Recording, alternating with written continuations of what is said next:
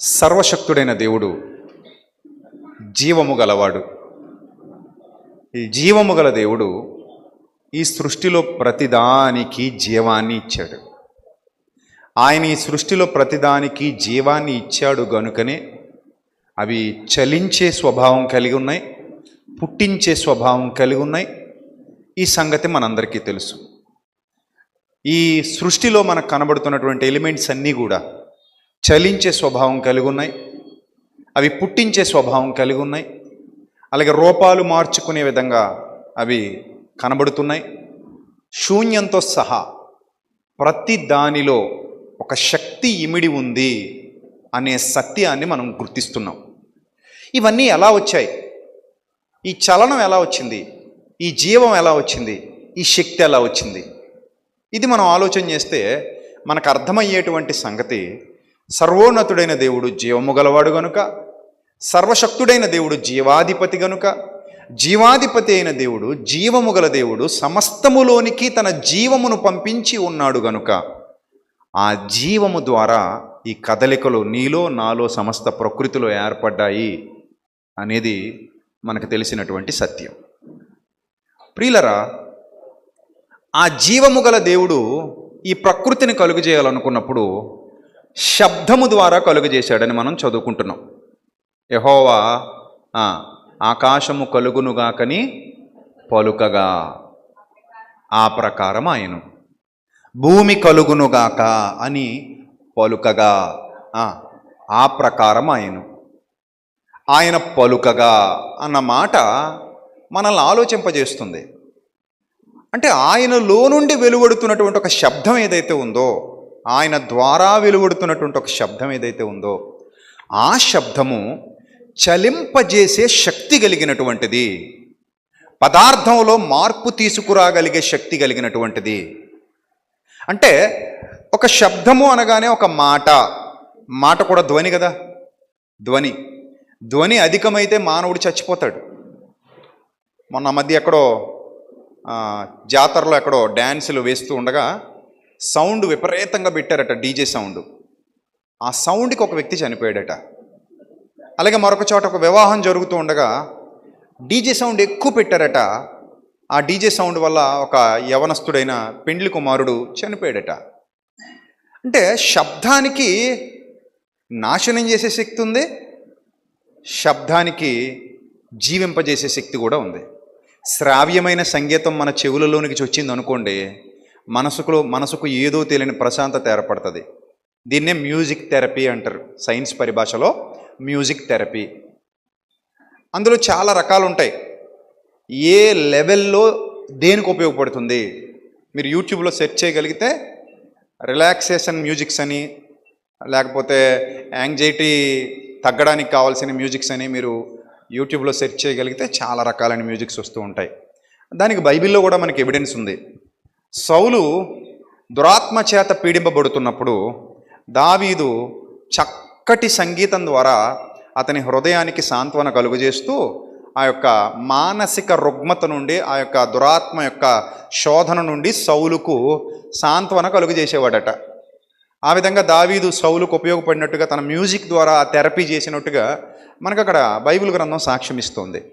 ఇది మీ అందరికీ బాగా అర్థమైతే, మాట లేదా శబ్దము అనే విషయాన్ని మనం పరిగణనలోకి తీసుకుంటే, దేవుని మాట ఎంత గొప్పదంటే జీవపు ఊట, ఎవ్వరికి ఏ హాని చేయదు. దేవుని మాట వల్ల ఓ సోదర సోదరి నీకే హాని జరగదు. అది చాలా స్వచ్ఛమైనది, నిర్మలమైనది, పవిత్రమైనది. మూసలో 7 మారులు కరిగి బయటికి తీసినంత వెండి అంతా లేదా బంగారం అంతా నిర్మలమైనది, పవిత్రమైనది దేవుని జీవపు మాట. ఆ మాట మిమ్మల్ని బ్రతికిస్తుంది తప్ప మిమ్మల్ని పాడు చేయదు. ఆ మాట మీలో కొత్త సంతోషాన్ని, కొత్త ఆనందాన్ని ఉద్భవింపజేస్తుంది తప్ప మిమ్మల్ని నాశనం చేయదు.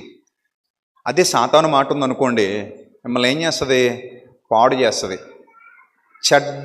చెడ్డ సమాచారం. వాడు దుష్టుడు, దుష్టత్వానికి ప్రతీక, అబద్ధమునకు జనకుడు. సో అది ఎప్పుడు కూడా మనలోనికి వెళ్ళింది అంటే అది మనల్ని పాడు చేస్తుంది. భయం వాడి వల్లే, చావాలనే ఆలోచన వాడి వల్లే, అబద్ధాలకు కేంద్ర బిందువు వాడు, నిస్సిగ్గుగా అబద్ధాలు చెప్పడానికి ప్రోత్సహించేవాడు వాడు, నిజాన్ని దాచేవాడు వాడు, పలు విధాలుగా ఇతరులకు కీడు తలపెట్టేవాడు.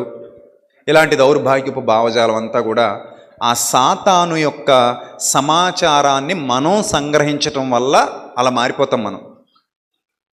మీకు అర్థమైందో లేదో, చిన్నతనం నుంచి కూడా మీరు కొన్ని శబ్దాల వల్లే ఎదిగారు. శబ్దాల వల్ల ఎదగడం ఏంటంటే అన్నం తిని కదా ఎదిగాం అనుకుంటున్నారేమో మీరు. అన్నం తిని ఎదిగింది బాడీ, అర్థమైందా? అన్నం తిని ఎదిగింది ఏంటి? శరీరం. శబ్దాల వల్ల ఎదిగింది హృదయం, మనస్సు. ఎలా శబ్దాల వల్ల ఎదిగింది అనుకుంటున్నారు? ఏది మంచి, ఏది చెడు, ఏది చెప్పాలి, ఏది చెప్పకూడదు, ఎలా ఆలోచించాలి, ఎలా ఆలోచించకూడదు, ఎలా ఉండాలి, ఎలా ఉండకూడదు, ఇవన్నీ చెవులలోనికి వెళ్ళిన ఆ మాటలనే శబ్దాలు హృదయం వరకెళ్ళి హృదయంలో నోటైపోయి నువ్వేది తీసుకుంటే అలా నువ్వు తయారయ్యావు. చెడు తీసుకున్నవాడు చెడుగా బిహేవ్ చేస్తున్నాడు, మంచి తీసుకున్నవాడు మంచిగా బిహేవ్ చేస్తున్నాడు. కొంతమంది క్యారెక్టర్స్ ఉంటాయి, అవి ఇన్బిల్ట్గా అలాగ ఉంటాయి. అంటే చిన్నతనం నుంచి వాళ్ళు పెరిగినటువంటి వాతావరణం అలాంటిది.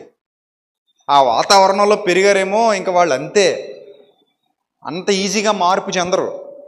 నేను అనుకుంటూ ఉంటాను, ఒకసారి స్లాబ్ వేసేటప్పుడు చాలా జాగ్రత్తగా చూసుకొని వేయాలి స్లాబు. ఒకవేళ జాగ్రత్తగా చూసుకొని మేస్త్రి గారి స్లాబ్ సరిగా వేయలేదు అనుకోండి, ఏమవుతుంది? నెక్స్ట్ అడ్డదిడ్డంగా తయారైతే వాటర్ వెళ్ళదు, లేకపోతే వాటర్ కిందికి లీక్ అయిపోద్ది. మళ్ళీ దాన్ని మార్చుదామంటే అదంత ఈజీ కాదు, ఎందుకంటే అది ఆల్రెడీ గట్టిపడిపోయింది. ఇప్పుడు దాన్ని మార్చాలంటే ఏం చేయాలి? మొత్తం డిస్మాండిల్ చేసి కొత్తగా కట్టాలి, మొత్తం దాన్ని పాడు చేసి కొత్తగా కట్టాలి. అంటే మనం ఒక స్వభావాన్ని తయారు చేసుకుంటున్నాం శబ్దం ద్వారా, ఒక స్వభావాన్ని క్రియేట్ చేసుకుంటున్నాం. అందుకే పరిశుద్ధాత్మ మీకు నూతన స్వభావము కలుగజేయుట ద్వారా అనే పదప్రయోగం బైబిల్ గ్రంథంలో చేయబడింది. పరిశుద్ధాత్ముడు మనకి ఏం కలుగజేస్తున్నాడమ్మా? నూతన స్వభావాన్ని కలుగజేస్తున్నాడు. జాగ్రత్తగా వినాలి ఈ సందేశం మీ అందరూ కూడా. సో ఈ శబ్దము ఎంత శక్తివంతమైనదో ఇక్కడ ఉన్న మీ అందరికీ అర్థం కావాలి. మిమ్మల్ని తీసుకొచ్చి ఇక్కడ కూర్చోబెడుతుంది దేవుని వాక్యం అంటే మీకు భయం పుట్టినా, దేవుని పని అంటే మీకు భయం పుట్టినా, అమ్మో దేవుడు ఉన్నాడు, జీవము గలవాడు, మరణం తర్వాత మనం ఆయన సన్నిధికి వెళ్ళవలసిన వారమై ఉన్నాం, ఈ లోకం శాశ్వతం కాదు, నీతిగల న్యాయాధిపతి ఒకరోజు మనం ఆయన ఎదుట నిలబడబోతున్నాం, ఇక్కడ అంతా వదిలిపెట్టి వెళ్ళిపోవాలి, ఇదేమి నాకు శాశ్వతం కాదని ఎరిగిన ప్రతి భక్తుడు కూడా నీతి గలవాడే దేవుని సన్నిధిలో కనబడతాడు, నీతి గలవాడే దేవుని సన్నిధిలో నిలబడతాడు, యథార్థత గలవాడే ఆయన పనిలో జొరబడతాడు, నమ్మకంగా ఆయన ఎదుట సేవ జరిగిస్తాడు. ఈ భయం లేనివాడు అబద్ధికుడుగా, మోసగాడుగా, వంచకుడిగా, దోషకుడిగా, ప్రాణహాని తలపెట్టేవాడుగా, లేదా అపవాది యొక్క క్రియలను లయపరుచుట మాని తన బ్రతుకులో కొనసాగించువాడుగా మన కళ్ళ ఎదుట దర్శనమిస్తాడు. నీతిమంతుడు సింహము వలె ఎలా ఉంటాడట? ధైర్యంగా ఉంటాడట. నీతిమంతుడు భయపడడు. ఎవరి ముందైనా, ఎక్కడైనా, ఏదైనా మాట్లాడటానికి, నిదానంగా మాట్లాడడానికి, ఎదిరించి మాట్లాడడానికి, శక్తి కలిగి మాట్లాడడానికి. ఎందుకంటే నేను పట్టుకున్నది నిజమైనప్పుడు, నా హృదయం నిండా ఉన్నది నిజమైనప్పుడు, సత్యమైనప్పుడు నేను ఎవ్వరికి భయపడాల్సిన అవసరత లేదు. నా మనుష్యుల దగ్గర మాట్లాడుకోవటం గొప్ప కాదు, ఎక్కడ ప్రతివాది ఉన్నాడో ఆ ప్రతివాది మనుషుల దగ్గరికి వెళ్ళి ప్రతివాది ముందు నిలబడి మాట్లాడుతున్నానంటే ధైర్యంగా, దాన్ని ఏమంటారంటే నీతిమంతుడి లక్షణం అంటారు. అర్థమవుతుందా? సో ఇలాంటి భావజాలం మనకి ఎలా వస్తుంది అంటే వాక్యాన్ని బట్టే వస్తుంది. వాక్యం మన హృదయంలో ఉండడాన్ని బట్టి వస్తుంది, దేవుని మాటలు మన హృదయంలో వెత్తబడటాన్ని బట్టి వస్తుంది. ప్రకృతిని కలిగించిన మాట ప్రియమైన దేవుని సంగమా, అది నీలోనికి వస్తే నువ్వు ఎంత ఆశీర్వాదకరంగా ఉంటావు. కలుగునుగాక అని పలుకగానే సమస్తము కలిగిందే. అలాంటి శక్తివంతమైన మాట నీలోనికి వస్తే నువ్వెంత దీవెనకరంగా ఉంటావు, నీ హృదయం ఎంత ఆశీర్వాదకరంగా ఉంటుంది, నువ్వెంత సంతోషంగా ఉంటావు, నువ్వెంత ఆనందంగా ఉంటావు. ఈ అందమైన తోట, లోపల ఉన్న తోట ఎన్ని ఫలాలు ఫలిస్తుంది, ఆత్మఫలాలు. ఎప్పుడైనా ఆలోచించారా? అది జీవము గల దేవుని మాటకున్నటువంటి శక్తి. ఇప్పుడు సంఘం ఎలా ప్రారంభమైంది అనుకుంటున్నారు? ఆ జీవము గల దేవుని మాటతోనే సంఘం కట్టబడింది. సంఘం అనగానే ఒక మంచి హాల్ చూసుకుని అక్కడ పెట్టేసేది కాదు. జీవము గల దేవుని ఆత్మలను, దేవుని మాటలతో ఆత్మలను సంపాదించి వారందరినీ ఒక చోట సమకూర్చి వారిని జీవవాక్యముతో పోషించడం. అంటే మరలా సంఘంలోకి వచ్చాక కూడా మీ హృదయాల్లోనికి ఏం పంపించబడాలి చెప్పండి? ఏం పంపించబడాలి? జీవవాక్యం.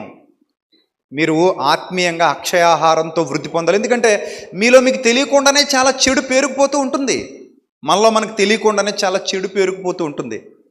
అది అపవాది ఊరికే విడిచిపెట్టి, నేను చెప్తున్నాను కదా, సంఘాల మీద వాడుకున్నంత కాన్సన్ట్రేషన్ సేవకులకి బోధకులకు కూడా ఉండదు. విశ్వాసులకి సంఘ పెద్దలకు కూడా ఉండదు. ఎవరికున్నంత కాన్సన్ట్రేషను? సాతానుకున్నంత కాన్సన్ట్రేషను సేవకులకి విశ్వాసులకి సంఘ పెద్దలకి నాయకులకి కూడా ఉండదు. అంత కాన్సన్ట్రేషన్ చేస్తాడు వాడు. ఎందుకంటే ఎవరిని మింగుదునా అని గర్జించు సింహము వలె వెదుకుచు తిరుగుచున్నాడు. ఎవరిని రక్షించుదునా అని గర్జించు సింహము వలె మనం ఏం వెదుకుచూ తిరగట్లా. అంటే ఎవరికి ఎక్కువ తృష్ణ, ఎవరికి ఎక్కువ తపన, ఎవరికి ఎక్కువ ఆసక్తి, ఎవరిలో ఎక్కువ కసి ఉంది? మనలోనా అపవాదిలోనా? కదా. సో ఎంత జాగ్రత్తగా ఉండాలి ప్రియమైన దేవుని సంగమం. మనం అందరం కూడా ఎంత జాగ్రత్తగా దేవుని ఎదుట నిలబడాలి, ఎంత జాగ్రత్తగా మన భక్తి జీవితాన్ని కాపాడుకోవాలి, ఎంత జాగ్రత్తగా మన యథార్థతను కాపాడుకోవాలి. అందుకే తల్లి రెక్కల చాటున బిడ్డ నివసించినట్టుగా లేదా కోడిపిల్ల నివసించినట్టుగా గ్రద్దబారిన పడకుండా సంఘములో దైవ కార్యక్రమాలలో ఎక్కువగా నిమగ్నమైన వాడు తొట్టిల్లిపోయండి, పనిలో ఉండండి. మనకి దేవుడు అప్పగించిన బాధ్యత మన భుజాల మీద ఆయన పెట్టాడు. లోకం వెంట తిరుగుతున్నావే, తిరుగు, తప్పులేదు, దానికో సమయం నిర్ణయించుకో. ఇశ్రాయేలీలకైతే మీరు 6 దినాలు కష్టపడి పని చేయండి, 7వ దినం మీకు విశ్రాంతి దినం అంటాడు. ఆ దినమున మీరు ఏ పని చేయకూడదు అంటాడు. ఇశ్రాయేలీలకు కట్టడది. విశ్రాంతి దినాచారం మేరడం కూడా చాలా పాపం ఆ రోజుల్లో. శనివారం విశ్రాంతి దినం వాళ్ళకి, యూదులకి. నేటికి వాళ్ళు యూదులు విశ్రాంతి దినాన్ని శనివారమే ఆచరిస్తారు. క్రొత్త నిబంధన ప్రకారంగా ఈ ఆజ్ఞ లేదు కనుక మనం మన సెలవు దినాల్లో కూడుకుంటున్నాం. అరబ్ కంట్రీస్లో అయితే శుక్రవారం జరుగుతాయి ఆరాధనలు. యూదులు ఇజ్రాయెల్లో లాంటి ప్రాంతాల్లో కూడా శుక్రవారం శనివారంలోనే ఆరాధనలు జరుగుతాయి. మన ఇండియాలో ఇతర పాశ్చాత్య దేశాల్లో సండే సెలవు కాబట్టి సండే ఆరాధనలు జరుగుతాయి. లేదు మనకి ఏదైనా పబ్లిక్ హాలిడే వచ్చిందనుకోండి, ఆ పబ్లిక్ హాలిడే కూడా ఏం పెట్టుకుంటాం? ఆరాధన పెట్టుకుంటాం. ఇప్పుడు రేపు 24వ తేదీ దసరాకి హైదరాబాద్లో సికింద్రాబాద్ హరిహర కళాభవన్లో సదస్సు జరుగుతుంది. ఎందుకు? పబ్లిక్ హాలిడే 24 దసరా కాబట్టి ఆ రోజు అందరూ సెలవుల్లో ఉంటారు కాబట్టి చక్కగా ఆ రోజు మనం ప్రభువుని ఆరాధించి సత్యవాక్యాన్ని నేర్చుకోవడానికి సికింద్రాబాద్ హరిహర కళాభవన్ని వేదికగా చేసుకుని ఆ రోజు అక్కడ ఆరాధన జరిగించబోతున్నాం. అలాగే రేపు 28వ తేదీ విజయవాడలో సభ జరగబోతుంది సాయంత్రం ఆటోనగర్లో. సో మనం ఒక దినానికి కట్టుబడలేదు, కానీ ఏ దినం మనకు వీలుగా ఉంటే ఆ దినాన మనం ప్రభువుతో గడపటానికి ఎంచుకుంటున్నాం, కేటాయించుకుంటున్నాం. ఇప్పుడు యావత్ క్రైస్తవ సంఘం చేసేది అదే. యావత్ క్రైస్తవ సంఘం ఎప్పుడు సమయం ఉంటే అప్పుడు, అందుకే సమయం అనక అసమయం అనక. వాళ్ళైతే ఒకరోజు ఇచ్చేయాలి ప్రభుకి. విశ్రాంతి దినాన మీరు ఏ పని చేయడానికి వీల్లేదు, మీరు ప్రభు సన్నిధికి వచ్చేయాల్సిందే, ప్రభు సన్నిధిలో గడపాల్సిందే, ఆ రోజు మీరు దేవునితో గడపాల్సిందే. ఆ నియమం వాళ్ళకు ఉండేది, ఆ సమయం వాళ్ళు ఇవ్వాలి. సో ఎందుకు నేను అంటున్నానంటే, నువ్వు లోకంలో ఎన్ని పనులైనా చేసుకో, వాటి వల్ల నువ్వు నిత్య జీవానికి వెళ్ళేది ఏముండదు. ఈ లోకంలో బతకాలి కాబట్టి నువ్వు అన్ని పనులు చేయాలి, కానీ దేవుని సన్నిధిని విడిచిపెట్టి వెళ్ళిపోయేంత పని ఎప్పుడు పెట్టుకోకు. నా మాటలు అర్థమైనాయా మీకు?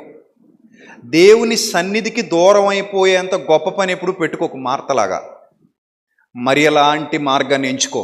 ఆయన పాదాల దగ్గర కూర్చొని వాక్యం వింటోంది. మార్త ఎక్కడికో పోయింది. సో అలాంటి దుస్థితిలోకి మనం వెళ్ళకూడదు. మనకి ఎన్ని పనులైనా ఉండని లోకంలో జీవం గల దేవుని మాటలు మనల్ని తృప్తిపరుస్తాయి, మనల్ని బలపరుస్తాయి, మనల్ని ఆశీర్వదిస్తాయి, మనకి క్షేమాభివృద్ధిని కలుగజేస్తాయి. అందుకే యెహోవా మందిరమునకు వెళ్ళవలెనని జనులు పిలిచినప్పుడట ఏం చేశారట? ఆశగా, తృష్ణగా, తొందరగా దేవుని సన్నిధికి వెళ్ళాలని కోరికతో హృదయం పరుగులెత్తింది. ఇప్పుడు చూడండి, ఇంకా మన వాళ్ళు మెల్లిగా పెళ్లి కూతుర్ల మాదిరి వస్తూ ఉన్నారు, ఇంకా వాక్యం స్టార్ట్ అయినా కూడా. అంటే వీళ్ళకి కంగారు లేదు. ట్రైన్ వెళ్ళిపోద్దేమో, ఫ్లైట్ వెళ్ళిపోద్దేమో, లేకపోతే ఏమైనా నష్టపోతామేమో అనే భయం ఉందనుకోండి, ముందుకు వచ్చి కూర్చుంటాం. నష్టపోతున్నాం అని తెలిస్తే పొద్దునే బయలుదేరుతాం, పనులు ముగించుకుంటాం, తెల్లవారు లేస్తాం కదా. కానీ మనం రెగ్యులర్గా ఇదే పని అంటే దాని అర్థం ఏంటి? ఒక రకంగా బద్ధకం అని చెప్పొచ్చు, లేకపోతే నిర్లక్ష్యం అని చెప్పొచ్చు. ఇప్పుడు అక్కడికి ముందుగా వెళ్ళి మనం ఉద్ధరించేది ఏముందిలే అని అయినా అనుకోవచ్చు కదా. సరే, ఎవరి ప్రతిఫలం వాళ్ళు పొందుకుంటారు, చెప్పడం నా బాధ్యత. కానీ గుర్తుపెట్టుకోండి, దేవుని సన్నిధి అనగానే అది మనకు దొరకటం మన అదృష్టం. ఇది ఎలా స్టార్ట్ అయింది సంఘం అనేది? దేవుని మాట వలన స్టార్ట్ అయింది. జీవము గల దేవుని మాట, సమస్తాన్ని చలింపజేసే దేవుని మాట నిన్ను నన్ను పట్టుకొని తీసుకొచ్చి ఇక్కడ కూర్చోబెట్టింది. అవునా కాదా? నేను బలవంతంగా లాక్కొచ్చి ఇక్కడ పెట్టానా? పెట్టలా. ఈరోజు ఎంతోమంది మన ద్వారా సేవ జరిగిస్తున్న వాళ్ళు ఉన్నారు. అంటే వాళ్ళు చెప్పుకున్నా చెప్పుకోకపోయినా వాళ్ళకి పునాది వేశాం. కొందరికి అవకాశాలు ఇచ్చింది మనమే. వేదికలు క్రియేట్ చేసి వాళ్ళని వేదికలు ఎక్కించి వాళ్ళు మాట్లాడడానికి ఛాన్సులు ఇచ్చి ఈరోజు వాళ్ళు సేవకులుగా ఒక మంచి స్థితిలో ఉండడానికి వాళ్ళు ఒప్పుకున్నా ఒప్పుకోకపోయినా కష్టపడి పనిచేసాం. మనం సహకరించాం, సహకారులుగా నిలబడ్డాం. మన సెమినార్ల ద్వారా కూడా ఎంతోమందిని మనం పరిచయం చేసాం ప్రపంచానికి. అంతకుముందు వాళ్ళు ఎవరో కూడా ప్రపంచానికి తెలీదు, మనం పరిచయం చేసాం. ఇప్పుడు వాళ్ళు చక్కగా సేవ జరిగిస్తున్నారు అనుకోండి. ఈ సేవకులుగా వాళ్ళు అలా మారడానికి ఉపయోగపడింది ఏంటి? దేవుని జీవపు మాట. ఒక సేవకుడిగా నాలో నుండి బయలు వెడలిన జీవపు వాక్కు ఇప్పుడు అది మీ హృదయాల్లోనూ కూడా వెళుతుంది. రేపొద్దున మీరు కూడా సేవకులు కావచ్చు, మీరు కూడా వాక్యాన్ని బోధించే వాళ్ళుగా మారొచ్చు, మీరు కూడా మీ పిల్లలతో కలిసి వాక్యాన్ని ప్రకటించే స్థాయికి ఎదగొచ్చు. కారణం, జీవము గల దేవుని మాట మీ హృదయాలలోనికి చొచ్చి మిమ్మల్ని అలా మారుస్తుంది. కొంతమంది సంపూర్ణులు అవుతారు, కొంతమంది పరిపూర్ణులు అవుతారు, కొంతమంది మధ్యలో అపవాదికి చోటిస్తుంటారు. అందరూ పరిపూర్ణులు కాలేకపోతున్నారు. ముఖ్యంగా సాతాను యొక్క టార్గెట్ ఎవరి మీద అంటే సేవకుల మీదే. వాడు సేవకులు కొడితేనే ఈజీగా వాడు పని జరిగించుకోవచ్చు. అందుకే వాడు ఎప్పుడు ఎక్కువగా ఎవరిని టార్గెట్ చేస్తాడంటే సేవకులనే టార్గెట్ చేస్తాడు. ఇది ప్రారంభం నుండి జరుగుతున్నదే, ఇప్పుడేం కొత్త కాదు. ప్రారంభం నుండి అది నడుస్తూనే ఉంది. ఎన్నో సంవత్సరాలు అయింది సంఘం కట్టబడి. అప్పటి నుండి ఇప్పటి వరకు కూడా ఈ విధానం నడుస్తూనే ఉంది. అయితే మీరు ఇక్కడ గమనించాల్సింది ఏంటంటే, మీలో ఏ ఒక్కరిని కూడా నేను పట్టుకొని తీసుకొచ్చి ఇక్కడ కూర్చోబెట్టలా. ఇన్ని వందల మంది మనతో ఈరోజు కనెక్ట్ అయి ఉన్నారు. ఎవరిని కూడా మనం పట్టుకొచ్చి ఇక్కడ కూర్చోబెట్టలా. వీళ్ళందరూ ఎలా వచ్చిన వారు అంటే దేవుని వాక్యము చేత పట్టబడిన వారు. ఏమ రైట్? ఎలా వచ్చారమ్మా చెప్పండి, మీరు ఎలా వచ్చారు? దేవుని వాక్యము చేత పట్టబడ్డారు. దేవుని వాక్యం మిమ్మల్ని పట్టుకొని తీసుకొచ్చి ఇక్కడ కూర్చోబెట్టింది. మీరు దేవుని వాక్యం వినాలి, నా మాట వినాలి, మీరు జీవము గల దేవుని సంఘంలో ఉండాలి, మీరు మీ బ్రతుకును మార్చుకోవాలి, మీ ఆలోచనలు మార్చుకోవాలి, ఆ పాత రోత జీవితాన్ని మార్చుకోవాలి. ఇక్కడికి రా, వాక్యం విను, నేర్చుకో, పరిశుద్ధంగా ఉండు, పవిత్రంగా ఉండు, జీవించు, దేవుని సన్నిధికి లోబడు, దేవుని మాటకు లోబడు, నిత్య జీవాన్ని స్వతంత్రించుకో. రేపొద్దున్న మరణిస్తావు. మరణం అనేది నియమించబడింది.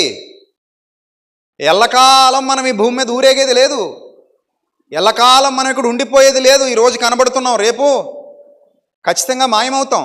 నేననేవాడిని ఒకడు ఉన్నానని చెప్పుకోవచ్చు జనాలు. మన పిల్లలైనా సరే, మన కుటుంబ సభ్యులైనా సరే చెప్పుకోవచ్చు, లేకపోతే మర్చిపోవచ్చు. ఫోటో కూడా పెట్టుకోరు, గ్యారంటీ కూడా లేదు. అడ్డొస్తే ఫోటో కూడా తీసేస్తారు, అంతే కదా.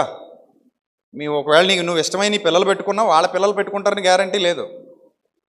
అర్థమైందా? సో కాబట్టి కొన్నాళ్ళు గోడెక్కుతావు, ఆ తర్వాత మేడెక్కుతావు, ఇంకా తర్వాత ఎక్కడ కనబడవు. ఇది ఇక్కడ ఉన్న జీవితం.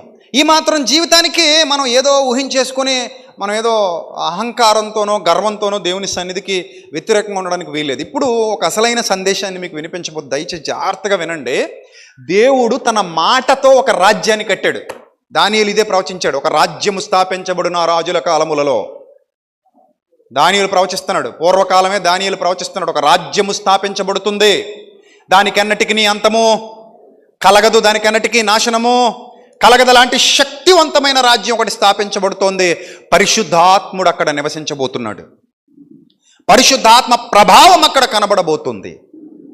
అలాంటి శక్తివంతమైన రాజ్యం ఒకటి స్థాపించబడుతుంది. ఆ రాజ్యము పేరే సంఘము. ప్రియమైన దేవుని బిడ్డలారా, ఆ రాజ్యంలోకి మీరు వచ్చారు. ఎవరు పిలిచారు మిమ్మల్ని? బొట్టు పెట్టి వాక్యం పిలిచింది. అర్థమైందా? ఎవరు తోడుకొచ్చారు మిమ్మల్ని ఇక్కడికి? వాక్యం ద్వారా వచ్చారు మీరందరూ. వాక్యం లేకపోతే మీరు ఎవరు ఇక్కడ కనబడరు. వాక్యమే మిమ్మల్ని అందరినీ ఇక్కడికి లాక్కొచ్చింది. అయితే దేవుడు కట్టిన ఒక సెపరేట్ రాజ్యం ఇది. మీరు అనుకోవచ్చు, సంఘం అంటే ఏంటండి అంటే నేను అంటాను, సంఘం ఒక ప్రభుత్వం. సంఘం ఇది గాడ్స్ గవర్నమెంట్. ఇది సంఘం అంటే ఎవరి గవర్నమెంట్? ఇది దేవుని గవర్నమెంట్. ఈ దేవుని గవర్నమెంట్లో దేవుడు హృదయాలను పరిశోధిస్తున్నాడు. ప్రకటన గ్రంథంలో ఒక మాట వ్రాయబడింది. ప్రకటన గ్రంథం 2వ అధ్యాయము 23వ వచనం ఒకసారి చూద్దాం. ప్రకటన గ్రంథం 2వ అధ్యాయము 23వ వచనం అందరూ చూడాలి. ప్రకటన గ్రంథం 2వ అధ్యాయము 23 చదువుదాం, అందరూ చదువుదాం. దాని పిల్లలను నిశ్చయముగా చంపదనందు వలన అంతరింద్రియములను హృదయములను పరీక్షించి వాడను నేనే అని సంఘములన్నీ తెలుసుకొనును. చూసారా?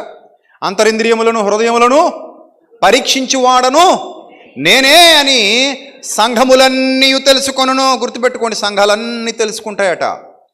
ఇప్పుడు మీరు ఇక్కడ కూర్చున్నారు, నేను ఇక్కడ నిలబడ్డాను, నా హృదయం స్కాన్ చేసాడు ఆయన. నేను అబద్ధాలు ఆడినా మీ ముందు చెల్లుబాటు అవుద్దేమో, ఆయన ముందు చెల్లుబాటు కాదు. అందుకే నా యథార్థతను నేను కాపాడుకోవాలి, నా నీతిని నేను కాపాడుకోవాలి. గుర్తుపెట్టుకోండి. ఇన్ ద సేమ్ వే నీ నీతి నువ్వు కాపాడుకోవాలి, నీ యథార్థత నువ్వు కాపాడుకోవాలి. ఎందుకంటే నువ్వు పిలిస్తే రాలేదు, నేను పిలిస్తే నువ్వు రాలేదు. మనం అందరం వాక్యం పిలిస్తే వచ్చాం. అఫ్కోర్స్ నా ద్వారా పిలిచింది వాక్యమే. అర్థమైందా? సో వాక్యం పిలిస్తే వచ్చావు కాబట్టి ఇప్పుడు నీ హృదయం మొత్తం స్కాన్ అవుతుంది. నీ హృదయం మొత్తం స్కాన్ చేసి ఆయన చూస్తున్నాడు. నువ్వు దాచబడేదంటూ ఇక్కడ ఏది లేదు. టోటల్ ఆయన తెలిసిపోద్ది. ఏం దాచగలం అండి దేవుని సన్నిధిలో? దేవుని ఎదుట ఏం దాచగలం మనం? ఏమి దాచలేం. సో అన్నీ కూడా ఆయనకి తెలిసిపోతాయి. అన్నీ ఆయన ఎరుగుదుడు కదా. హృదయములను పరీక్షించి వాడను, అంతరింద్రియములను హృదయములను పరీక్షించి వాడను నేనే అని ఆ సంఘములన్నీ తెలుసుకొనును. మరియు మీలో ప్రతివానికి వాని క్రియల చొప్పున ప్రతిఫలము ఇచ్చేదను. వాని క్రియల చొప్పున ప్రతిఫలం అంటే ఒక రాజ్యాన్ని కట్టాడు. నాయకులుగా ఎవరిని నిలబెట్టాడు అంటే తన సేవకుల్ని నిలబెట్టాడు.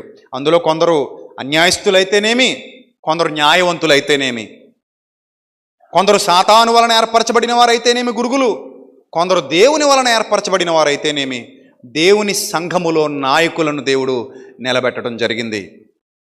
ఆ నాయకుడు యథార్థవంతుడుగా, నీతిమంతుడుగా, ధైర్యవంతుడుగా, సాహసవంతుడుగా, ప్రయోజనకరమైన వాడుగా, అనేక మందికి ఉపయోగకరమైన వాడుగా, కొండను బద్దలగొట్టే ఇనుప దండమును చేత్తో పట్టుకున్నవాడుగా ఉండాలన్నది దేవుని యొక్క కోరిక.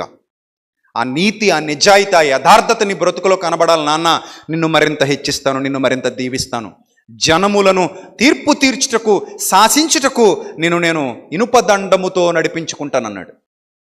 అలాంటి శక్తివంతమైన పరిచర్య దేవుడు అప్పగించాడు సంఘం. అందుకే హెబ్రీ పత్రికలో ఒక మాట ఉంది, చదువుదాం. అది కూడా 12వ అధ్యాయము 13వ అధ్యాయం హెబ్రీ పత్రిక 7వ వచనం. మొదటిగా హెబ్రీ పత్రిక 13వ అధ్యాయము 7వ వచనం.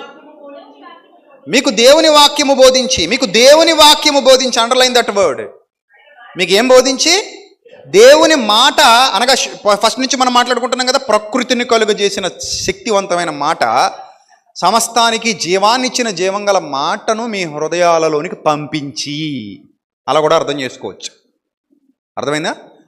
బోధించి మీ పైన నాయకులుగా ఉన్న వారిని, మీ పైన ఎవడైతే నాయకుడుగా ఉన్నాడో, ఇది ఎవరి ఏర్పాటు? ఇది నాయకత్వం అనేది దేవుని ఏర్పాటు, మానవుల ఏర్పాటు కాదు కదా, దేవుని ఏర్పాటు. సంఘము, సంఘ నాయకత్వము దేవుని ఏర్పాటు అది. అలాగే దుష్టుడు కూడా సంఘాలు కట్టగలడు. దుష్టత్వంతో వాడు వెలుగుదూత వేషం ధరించుకుంటున్నాడని చదువుకున్నాం కదా మనం. దుష్టుడు కూడా. సో నాయకులుగా ఉండి ఉన్నవారిని జ్ఞాపకము చేసుకుని వారి ప్రవర్తన ఫలమును అనగా పుట్టినట్లో అంతము వరకు దేవుని యందు భయభక్తులు కలిగి వారు నడుచుకునే రీతి శ్రద్ధగా తలంచుకొనుచు వారి విశ్వాసమును అనుసరించండి. అదే మాదిరి 17వ వచనంలో కూడా ఒక మాట అంటున్నాడు. అదే అధ్యాయం 13వ అధ్యాయం హెబ్రీ పత్రిక 17వ అధ్యాయం. మీ పైన నాయకులుగా ఎవరు ఏర్పాటు చేశారే? మా పైన నాయకులుగా ప్రభు ఏర్పాటు చేశాడు. ఈరోజు మన కాన్స్టిట్యున్సీకి ఒక ఎమ్మెల్యే గారు ఉన్నారు. ఎవరు ఏర్పాటు చేశారు? ప్రభుత్వం ఏర్పాటు చేసింది. మీ కాన్స్టిట్యున్సీకి ఒక ఎమ్మెల్యే గారు ఉంటారు, లేదా ఒక ఎంపీ గారు ఉంటారు మీ ఏరియాకి, లేదా మీ రాష్ట్రానికి ఒక మంత్రి ఉంటారు. వీళ్ళందరూ ఎవరు ఏర్పాటు చేశారు? ప్రభుత్వం ప్రజాస్వామ్య ప్రభుత్వం ఏర్పాటు చేసింది. కాబట్టి వారు మీకు నచ్చినా నచ్చకపోయినా లోబడి ఉంటాం. వారి యందు అధికారులకు ఏమై ఉండడి? మీ పైన అధికారులు ఉన్నారు, వారికి ఏమై ఉండుడి? లోబడి ఉండుడి. కైసరుకు పన్నిచ్చుట న్యాయమా కాదా అంటే ఏమన్నాడు? న్యాయమే, ఇచ్చేయి. కైసరిది కైసరికి ఇచ్చేయి, దేవుడిది మరి దేవుడికి ఇచ్చేయి. అతని ప్రభుత్వం అతనిది, దేవుని ప్రభుత్వం దేవునిది. రెండు ప్రభుత్వాలు ఉన్నాయి కదా, లోక ప్రభుత్వం ఒకటైతే ఆ దైవ ప్రభుత్వం ఒకటి ఉంది. కాబట్టి అతనిది అతనికి ఇచ్చేయి, దేవుడిది దేవునికి ఇచ్చేయి అని చెప్పాడు. రైట్. తర్వాత, మీ పైన నాయకులుగా ఉన్నవారు లెక్క అప్పజెప్పవలసిన వారి వలె మీ ఆత్మలను కాయిచున్నారు. వారు దుఃఖముతో ఆ పని చేసిన ఎడల మీకు నిష్ప్రయోజనం, అంటే శాపం నాయన అన్నాడు. వారు దుఃఖంతో ఆ పని చేయకూడదు. మీ పైన నాయకుడు ఎవడైతే ఉన్నాడో వాడు దుఃఖపడకూడదు నిన్ను బట్టి, వాడు కన్నీరు విడవకూడదు నిన్ను బట్టి. ఒకవేళ అలా జరిగితే అది నీకు శాపమే తప్ప దీవెన కాదు. అది సత్య సంబంధి గూర్చి చెబుతున్నటువంటి మాట. మీ పైన నాయకులుగా ఉన్నవారు దుఃఖముతో ఆ పని చేసిన ఎడల మీకు నిష్ప్రయోజనము గనుక దుఃఖముతో కాక ఆనందముతో చేయనట్లు వారి మాట విని వారికి లోబడి ఉండండి అన్నాడు. వారి మాట విని వారికి ఎలా ఉండాలట? లోబడి ఉండండి. చెప్పిన మాట వినండి. సంఘం అంతా కలిసి పనిచేయండి, కష్టపడండి. నా పనిది, నా ప్రభుత్వం, నా మాట వినండి. నా ప్రభుత్వం నాకు లోబడండి. ఇది దైవ ప్రభుత్వం. దైవ ప్రభుత్వ నియమాలు వేరేగా ఉంటాయి, దైవ ప్రభుత్వ లెక్కలు వేరేగా ఉంటాయి. ఇప్పుడు చూడండి, మనకి ఏదైనా ఇప్పుడు సంఘంలో మీకు ఏదైనా సమస్య వచ్చింది అనుకోండి, నేను అడుగుతున్నాను, మన విజేతకి మన వీర్రాజు గారికి చిన్న సమస్య వచ్చింది. ఏం చేస్తారు ఇప్పుడు వీళ్ళిద్దరు? ఏం చేయాలి? పెద్ద గొడవ అయింది. అందులో ఒకరు న్యాయవంతులు, ఒకళ్ళేమో అన్యాయం చేస్తున్నారు. ఇద్దరు సంఘ సభ్యులే, ఇద్దరు విశ్వాసులే, ఇద్దరు బాప్తిసం పొందినోళ్లే, ఇద్దరు సంఘంలో ఉన్నారు. లేదా ఈ సంఘం కాకపోతే ఒక ఆయనేమో కొరింథు సంఘంలో ఉన్నాడు, ఒక ఆయన ఫిలిప్పి సంఘంలో ఉన్నాడు అనుకుందాం. అయితే మాత్రం శిరస్సు ఎవరో? ఫిలిప్పి సంఘానికి శిరస్సు ఎవరో? యేసుక్రీస్తు. కొరింథు సంఘానికి శిరస్సు ఎవరో? యేసుక్రీస్తు. కొరింథు సంఘంలో ఒక నాయకుడు ఉండొచ్చు, ఆ ఫిలిప్పి సంఘంలో మరో నాయకుడు ఉండొచ్చు. సో ఇద్దరు నాయకులు వేరు ప్రాంతాల్లో ఉన్నప్పటికీ, విజేత ఒక సంఘానికి, వీర్రాజు గారు ఒక సంఘానికి వెళుతున్నప్పటికీ ఎవరి కింద ఉన్నారు వీళ్ళిద్దరూ? దేవుని క్రిందే ఉన్నారు, ఆ శిరస్సు క్రిందే ఉన్నారు, ఆ వాక్యం క్రిందే ఉన్నారు కదా. రైట్. ఇప్పుడు వీళ్ళిద్దరికీ సమస్య వచ్చింది. ఏం చేయాలి సంఘమా? నువ్వు చెప్పు. ఎక్కడికి వెళ్ళాలి ఫస్ట్ వీళ్ళిద్దరు కలిసి? విజేత ఏరియాలో ఉన్న పోలీస్ స్టేషన్కి వెళ్ళాలా? వీర్రాజు గారి ఏరియాలో ఉన్న పోలీస్ స్టేషన్కి వెళ్ళాలా? తెలివైన వాళ్ళు చెప్పాలి. వాక్యాన్ని బట్టి చెప్పండి. విజేత ఏరియాలో ఉన్న పోలీస్ స్టేషన్కి వెళ్ళాలా? వీర్రాజు గారి ఏరియాలో ఉన్న పోలీస్ స్టేషన్కి వెళ్ళాలా? ఏ పోలీస్ స్టేషన్కి వెళ్ళాలి వీళ్ళిద్దరు? పోలీస్ స్టేషన్కి వెళ్ళిపోతే సంఘం ఏంటి ఇంకా? అంతే కదా.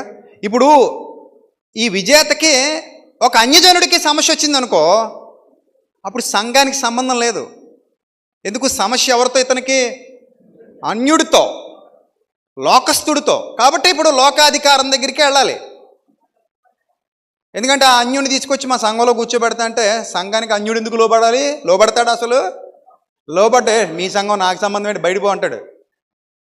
అంతే కదా, ఇలాగే కదా. మీ సంఘం నాకు సంబంధం ఏంటి అసలు, బయటపో, గెట్అవుట్ అంటాడు. అలా కాదు, మేము దేవుని యందు భయభక్తులు కలిగిన వారము, సమస్య అక్కడే పరిష్కరించుకుందాం రా అన్నా కూడా వాడు ఏమంటాడు చెప్పండి? ఏమంటాడు? గెట్అవుట్ అంటాడు. అప్పుడు నువ్వు ఎక్కడికి వెళ్ళాలి?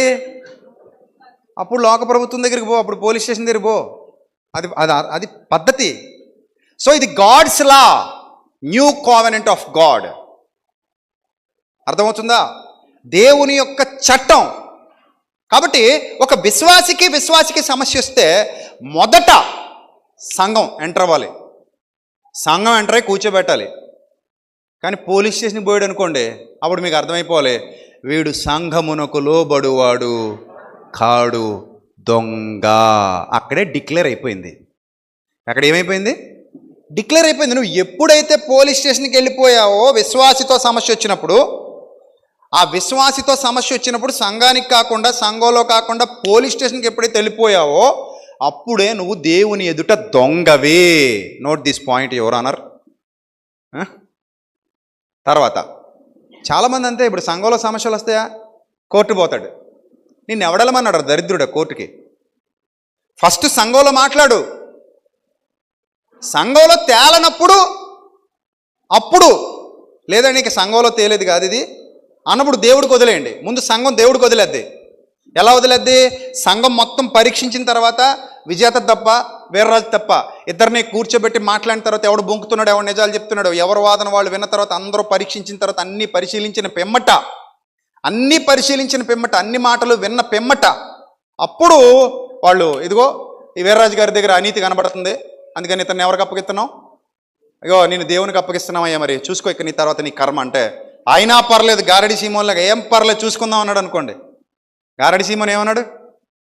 అరే బాబు దిద్దుకోరా నాయన, దిద్దుకో, నీలో చాలా దుష్టత్వం కనబడుతుంది, డబ్బులు ఇచ్చి దేవుని వరమును సంపాదించుకుందాం అనుకుంటున్నావు నువ్వు అంటే, గారడి సీమోన్ ఏమంటున్నాడు?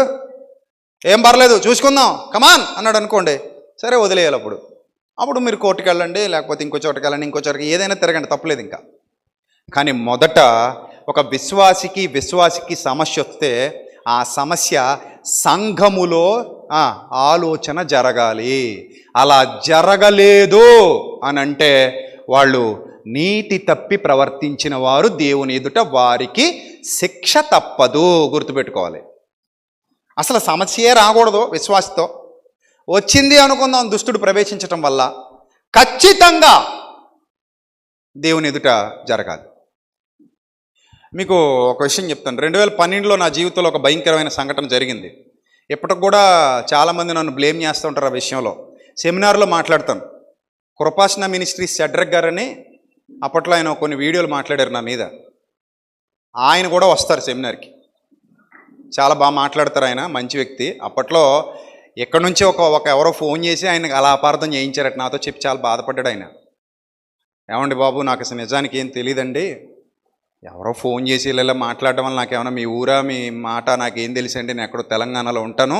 మంచి సేవకుడైన, యథార్థవంతుడైన, అసలు నిజంగా రోషం కలిగిన వ్యక్తి. నేను చాలాసార్లు అతనితో ఫోన్లో మాట్లాడా, కృపాసన మినిస్ట్రీస్ షడ్రక్ గారితో. ఇప్పటికీ నాతో ఫోన్లో టచ్లోనే ఉంటారు ఆయన. సో ఆయన అన్నాడు, ఏమండి ఇలా జరిగిందండి, వాళ్ళు ఎవరో ఇలా నన్ను చెప్పడం వల్ల, ఇలా మాట్లాడడం వల్ల నేను వీడియోలు పెట్టానండి, అప్పట్లో నేను అపార్థం చేసుకున్నాను మిమ్మల్ని అని. ఆయన మీరు చాలా చేంజ్ అయిపోయారండి ఈ మధ్య అని చాలా ప్రేమగా మాట్లాడతాడు ఆయన. సో ప్రభుత్వం అయితే సెమినార్కి తీసుకొస్తాను. ఇంకో విషయం ఏంటంటే, ఒక అక్క, ఆవిడ పేరు అడ్రస్ నేను చెప్పను కానీ, ఒక వీడియో రిలీజ్ చేసింది. భయంకరంగా వెళ్ళిపోయింది అది. నన్ను తిడుతూ, నా ఫ్యామిలీని తిడుతూ, భయంకరంగా మాట్లాడుతూ ఒక అక్క ఒక వీడియో రిలీజ్ చేసింది. నేను ఎప్పుడు ఆవిడ ఏం అనలా. ఈ మధ్య మేము కారులో వెళ్ళిపోతున్నాం, నేను, మిక్కీ, ఇంకా బన్నీ కూడా ఉన్నట్టున్నాడు. నా బన్నీ, ఎవరెవరు ఉన్నారో మొత్తం మీద 4-5 ఉన్నాం. కారులో వెళ్తున్నాం. మన రామచంద్రపురం సూరిబాబు అందరం కారులో వెళ్ళిపోతుంటే ఆ అక్క ఫోన్ చేసింది.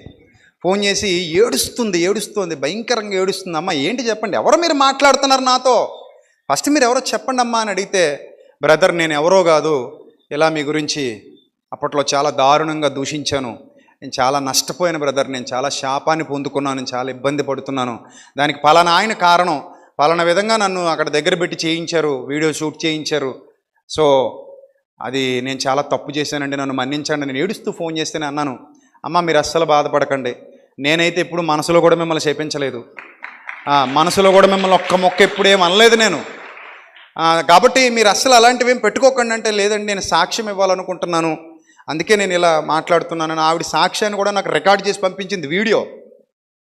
ఆవిడ ఎక్కడో ఒక కూడిక పెట్టుకుని ఆ కూడికలో మాట్లాడుతూ రికార్డ్ చేసి నాకు వీడియో పంపించింది, ఇప్పుడు నా ఫోన్లో ఉంది.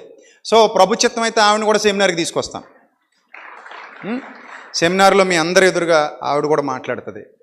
సో ఒక విషయాన్ని, ఆ రోజు నా జీవితంలో జరిగినటువంటి సంఘటన ఏదైతే ఉందో, నేను ఎప్పుడూ చెప్తూ ఉంటాను మీకు, విజయప్రసాద్ రెడ్డి వివాహం విషయంలో యథార్థంగా లేడు అని చాలామంది మాట్లాడారు.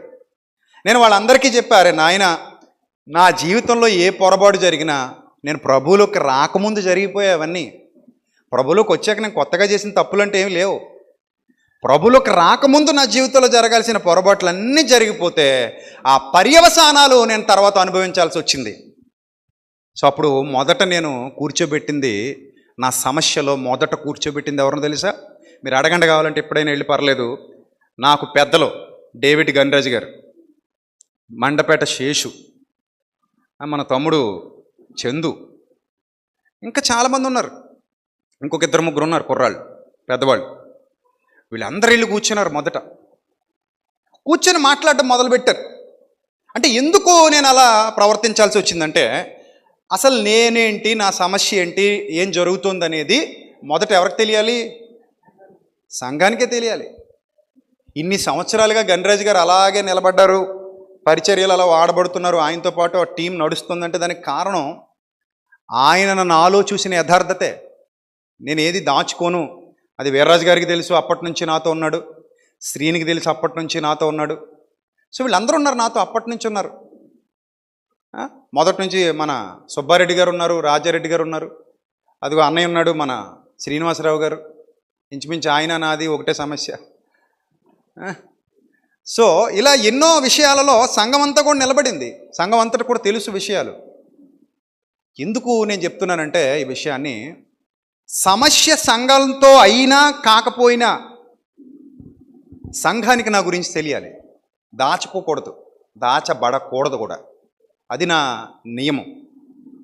అందుకే నేను చాలా క్లియర్గా చెప్పాను, అరే నాయన, నా జీవితంలో ఏం జరిగినా Vijayaprasad Reddy's life is a open book, రండి మాట్లాడదాం అంటాను నేను ఇప్పుడు.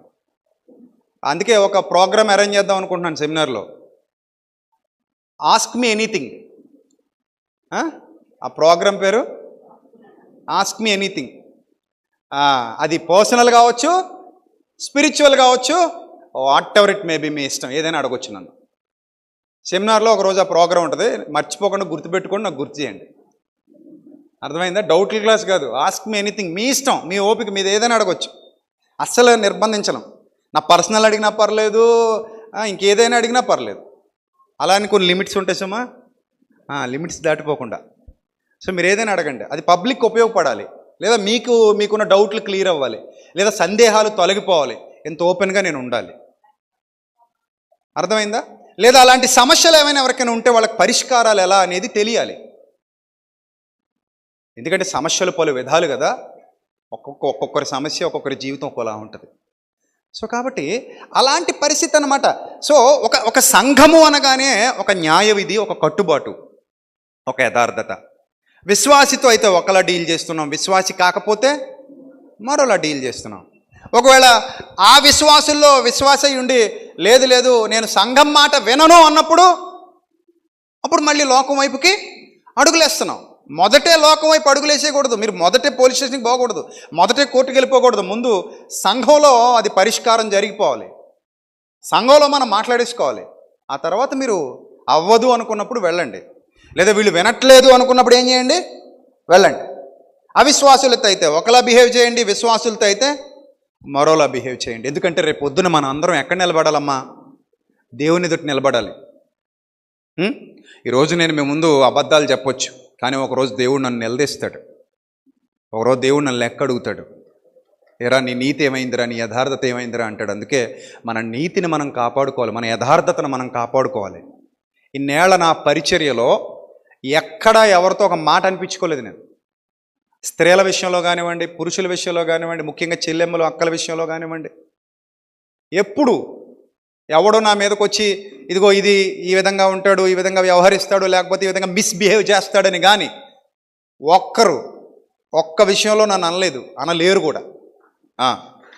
ఎందుకు నేను ఇంత ధైర్యంగా సంఘం ఎదుట మాట్లాడుతున్నానంటే, నన్ను చూస్తున్న వాళ్ళుగా మీకు తెలుసు, నేనేంటో మీకు తెలుసు, అలాగే మీరేంటో నాకు తెలుసు, మనమేంటో ప్రభుకి తెలుసు. అన్ని సంఘాలు కూడా ఈ విధంగా ప్రభువును అనుసరిస్తూ, ప్రభు యందు యథార్థత కలిగి, ప్రభు యందు నమ్మకత్వం కలిగి నడుచుకున్నప్పుడు ప్రభు మనల్ని విడువడు, ఎడబాయడు.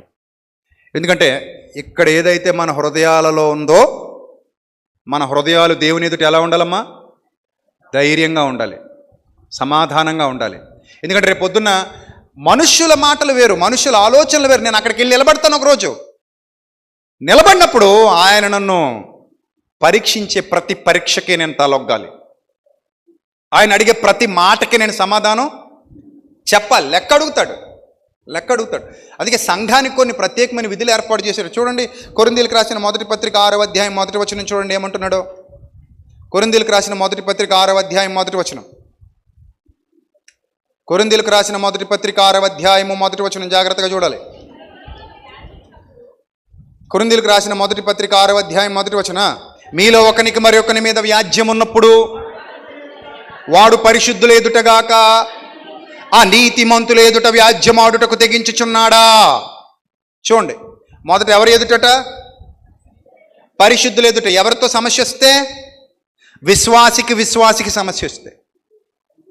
అవిశ్వాసికి సమస్య వస్తే ఈ రూల్ అప్లై అవ్వదు. మళ్ళీ చూసుకోండి గుర్తుగా, అవిశ్వాసికి సమస్య వస్తే ఈ రూలు అప్లై అవ్వదు. ఎందుకంటే అవతల ఉన్నది అవిశ్వాసి కనుక, లేదా అవతల ఉన్నవాడు అవిశ్వాసి కనుక వాళ్ళకి రూల్కి అప్లై అవ్వదు. మొదట విశ్వాసికి సమస్య వస్తే, మీలో ఒకనికి మరొకని మీద వ్యాజ్యం ఉన్నప్పుడు వాడు పరిశుద్ధులు ఎదుటగాక అనీతిమంతులు ఎదుట వ్యాజ్యమాడుటకు తెగించుచున్నాడా? సంగమా, నీ గొప్పతనం ఏంటో తెలుసా? సంగమా, నీకు పరిశుద్ధులు లోకమునకు తీర్పు తీర్చుదురని మీరు ఎరుగరా? పరిశుద్ధులు ఏంటటమ్మా? లోకమునకు తీర్పు తీర్చుదురని మీరు ఎరుగరా? మీ వలన లోకమునకు తీర్పు జరగవలసి ఉండగా మిక్కిలి అల్పమైన సంగతులను గూర్చి తీర్పు తీర్చుటకు మీకు యోగ్యత లేదా? చూసారా ఎంత మాట అన్నాడు? మనము దేవదూతలకు తీర్పు తీర్చుదమని ఎరుగరా? మీ జీవన సంబంధమైన సంగతులను గూర్చి మరి ముఖ్యముగా తీర్పు తీర్చవచ్చును కదా. ఎవరికి తీర్పు తీరుస్తారమ్మా మీరందరూ? చెప్పాలి మీరందరూ. ఎవరికే? మీరంటే ఎవరు? సంఘం. మీరంటే ఎవరు? గట్టిగా చెప్పాలి. సంఘం అంటే ఎవరు? మళ్ళీ మీరే. మీరంటే సంఘం అంటే మీరే. ఎవరికి తీర్పు తీరుస్తారట? మీరు మరణించిన తర్వాత ఆత్మలుగా దేవుని సన్నిధిలో ఉండి దేవదూతలకి తీర్పు తీరుస్తారట. చెప్పండి, ఎవరికి తీర్పు తీరుస్తారు మీరు? దేవదూతలకి. ఒకసారి ఊహించుకోండి, దేవదూతలకి తీర్పు ఎలా తీరుస్తారు మీరు? కాలు మీద కాలు వేసుకొని ఒక సింహాసనం మీద కూర్చొని, ఏ దేవదూత ఎలరా అని. అంత గొప్ప ఆధిక్యత సంఘానికి. ఏం ఆధిక్యత! ఎందుకంటే మీరు రాజులైన యాజక సమూహం. ప్రియమైన దేవుని సంఘమా, గుర్తుపెట్టుకోండి, మీరు రాజులైన యాజక సమూహం. దేవదూతలకు తీర్పు తీర్చే స్థాయి మీది, మనది. చిన్నోళ్ళం కాదు మనం. చిన్నగా అంచనా వేసుకోకండి. దేవదూతలకే తీర్పు తీర్చే స్థాయిలో దేవుడు మనల్ని నిలబెట్టాడు. అలాంటి గొప్ప సంఘముగా, గొప్ప దేవుని పిల్లలుగా మీరు ఉండాలి. గొప్ప పిల్లలుగా, అంత ధైర్యవంతులుగా మీరు ఉండాలి. అంటే సంఘములో ఈ జీవన సంబంధమైన సంగతులను గూర్చి మరి ముఖ్యముగా తీర్పు తీర్చవచ్చును కదా. తీర్పులు మీరు ఇచ్చేయండి, మీరు కూర్చోబెట్టి మాట్లాడండి. విజేత రా కూర్చో, వీర్రాజు గారు రండి కూర్చోండి, ఏంటి సమస్య చెప్పండి. ఇదండి ఇలా జరిగిందండి, నువ్వు చెప్పు, ఇలా జరిగిందండి, పిలిపించండి అందరిని. అందరూ వచ్చారండి, మాట్లాడండి, అందరూ మాట్లాడండి, ఈయన ఏది చెప్తున్నాడు, ఏంటి విషయం అన్నీ విన్న తర్వాత ఒక ఐడియా వచ్చేస్తుంది కదా మనకి. అప్పుడు మాట్లాడు, తీర్పు తీర్చండి సంఘం. అంతేగాని అన్యులకు లోకు అయిపోకండి, ఎక్కడికో వెళ్ళి కూర్చోకండి, అన్యుల దగ్గరికి వెళ్ళి నిలబడకండి చేతులు కట్టుకొని అని చెప్తున్నాడు. అంటే సంఘము ఏ స్థితిలో వర్ధిల్లాలో చెప్తున్నాడు. సంఘము ఎలాంటి పరిస్థితిలో ఉండాలో చెప్తున్నాడు. సంఘానికి ఎంత గొప్ప ఆధిక్యత ఇచ్చాడో చెప్తున్నాడు. గమనించాలి మీరు. సంఘానికి ఉన్న ఆధిక్యత ఇది.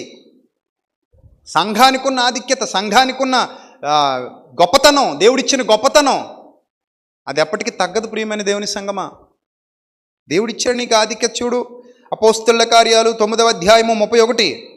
ఇవన్నీ ఎందుకు రాయించాడు ఈ మాటలన్నీ? సంఘం గొప్పతనం గురించే. అపోస్తలుల కార్యాలు 9వ అధ్యాయము 31. కావున యోదయ గలిలయ సమరయ దేశములందంతటా సంఘము క్షేమాభివృద్ధి నొందుచు సమాధానము కలిగి ఉండెను. చూసారా, సంఘం ఏందట? క్షేమాభివృద్ధి నొందుచు అంటే కట్టబడుచు అనుంది చూడండి అక్కడ. సంఘం ఏమవుతుందమ్మా అక్కడ? కట్టబడుచు, క్షేమాభివృద్ధి నొందుచు సమాధానము కలిగి ఉండెను, మరియు ప్రభువునందు భయమును పరిశుద్ధాత్మ ఆదరణయు కలిగి నడుచుకొనుచు విస్తరించుచుండెను. అర్థమైందా? సంఘం విస్తరిస్తుందంటే దేవుని రాజ్యం విస్తరిస్తుంది. ఈ దేవుని రాజ్యం ఇది. మనందరం దేవుని పిల్లలం. ఇక్కడ ఒకరి యందు ఒకరు అనురాగం కలిగి, ఒకరి యందు ఒకరు ప్రేమ కలిగి, దేవుని యందు ముందుగా భయము కలిగి, భక్తి కలిగి, నీ యథార్థతను చాటుకుంటూ, నీ నీతిని చాటుకుంటూ సంఘములో ఒక బలమైన పాత్రగా నువ్వు నేను వాడబడాలి. నిర్నిమిత్తముగా జగడమాడొద్దు, నిర్నిమిత్తముగా ఎవరి మీద అసూయ పెంచుకోవద్దు, నిర్నిమిత్తంగా ఎవరి మీద కోపపడొద్దు, నిర్నిమిత్తంగా ఏ విషయంలో ఏ తప్పుకి పాల్పడొద్దు. ఒకవేళ నీ జీవితంలో తప్పు జరిగిందా, ఒప్పుకోవడానికి వెనకాడొద్దు. అంతే కదండి. నా జీవితంలో పొరపాటు జరిగింది లేదా నా జీవితంలో తప్పు జరిగిందని ఒప్పుకోవటానికి ఎవడు సిగ్గుపడతాడో, ఎవడు వెనకడుగు వేస్తాడో వాడు దేవుని ఎదుట ఇతనిని నేను ఎరుగను అని చెప్పించుకునే స్థాయికి దిగజారిపోతాడు. జాగ్రత్త, ఖబర్దార్. అర్థమైందా? నాతాను వచ్చి బుద్ధి చెప్పినప్పుడు దావీదు ఏం చేశాడు?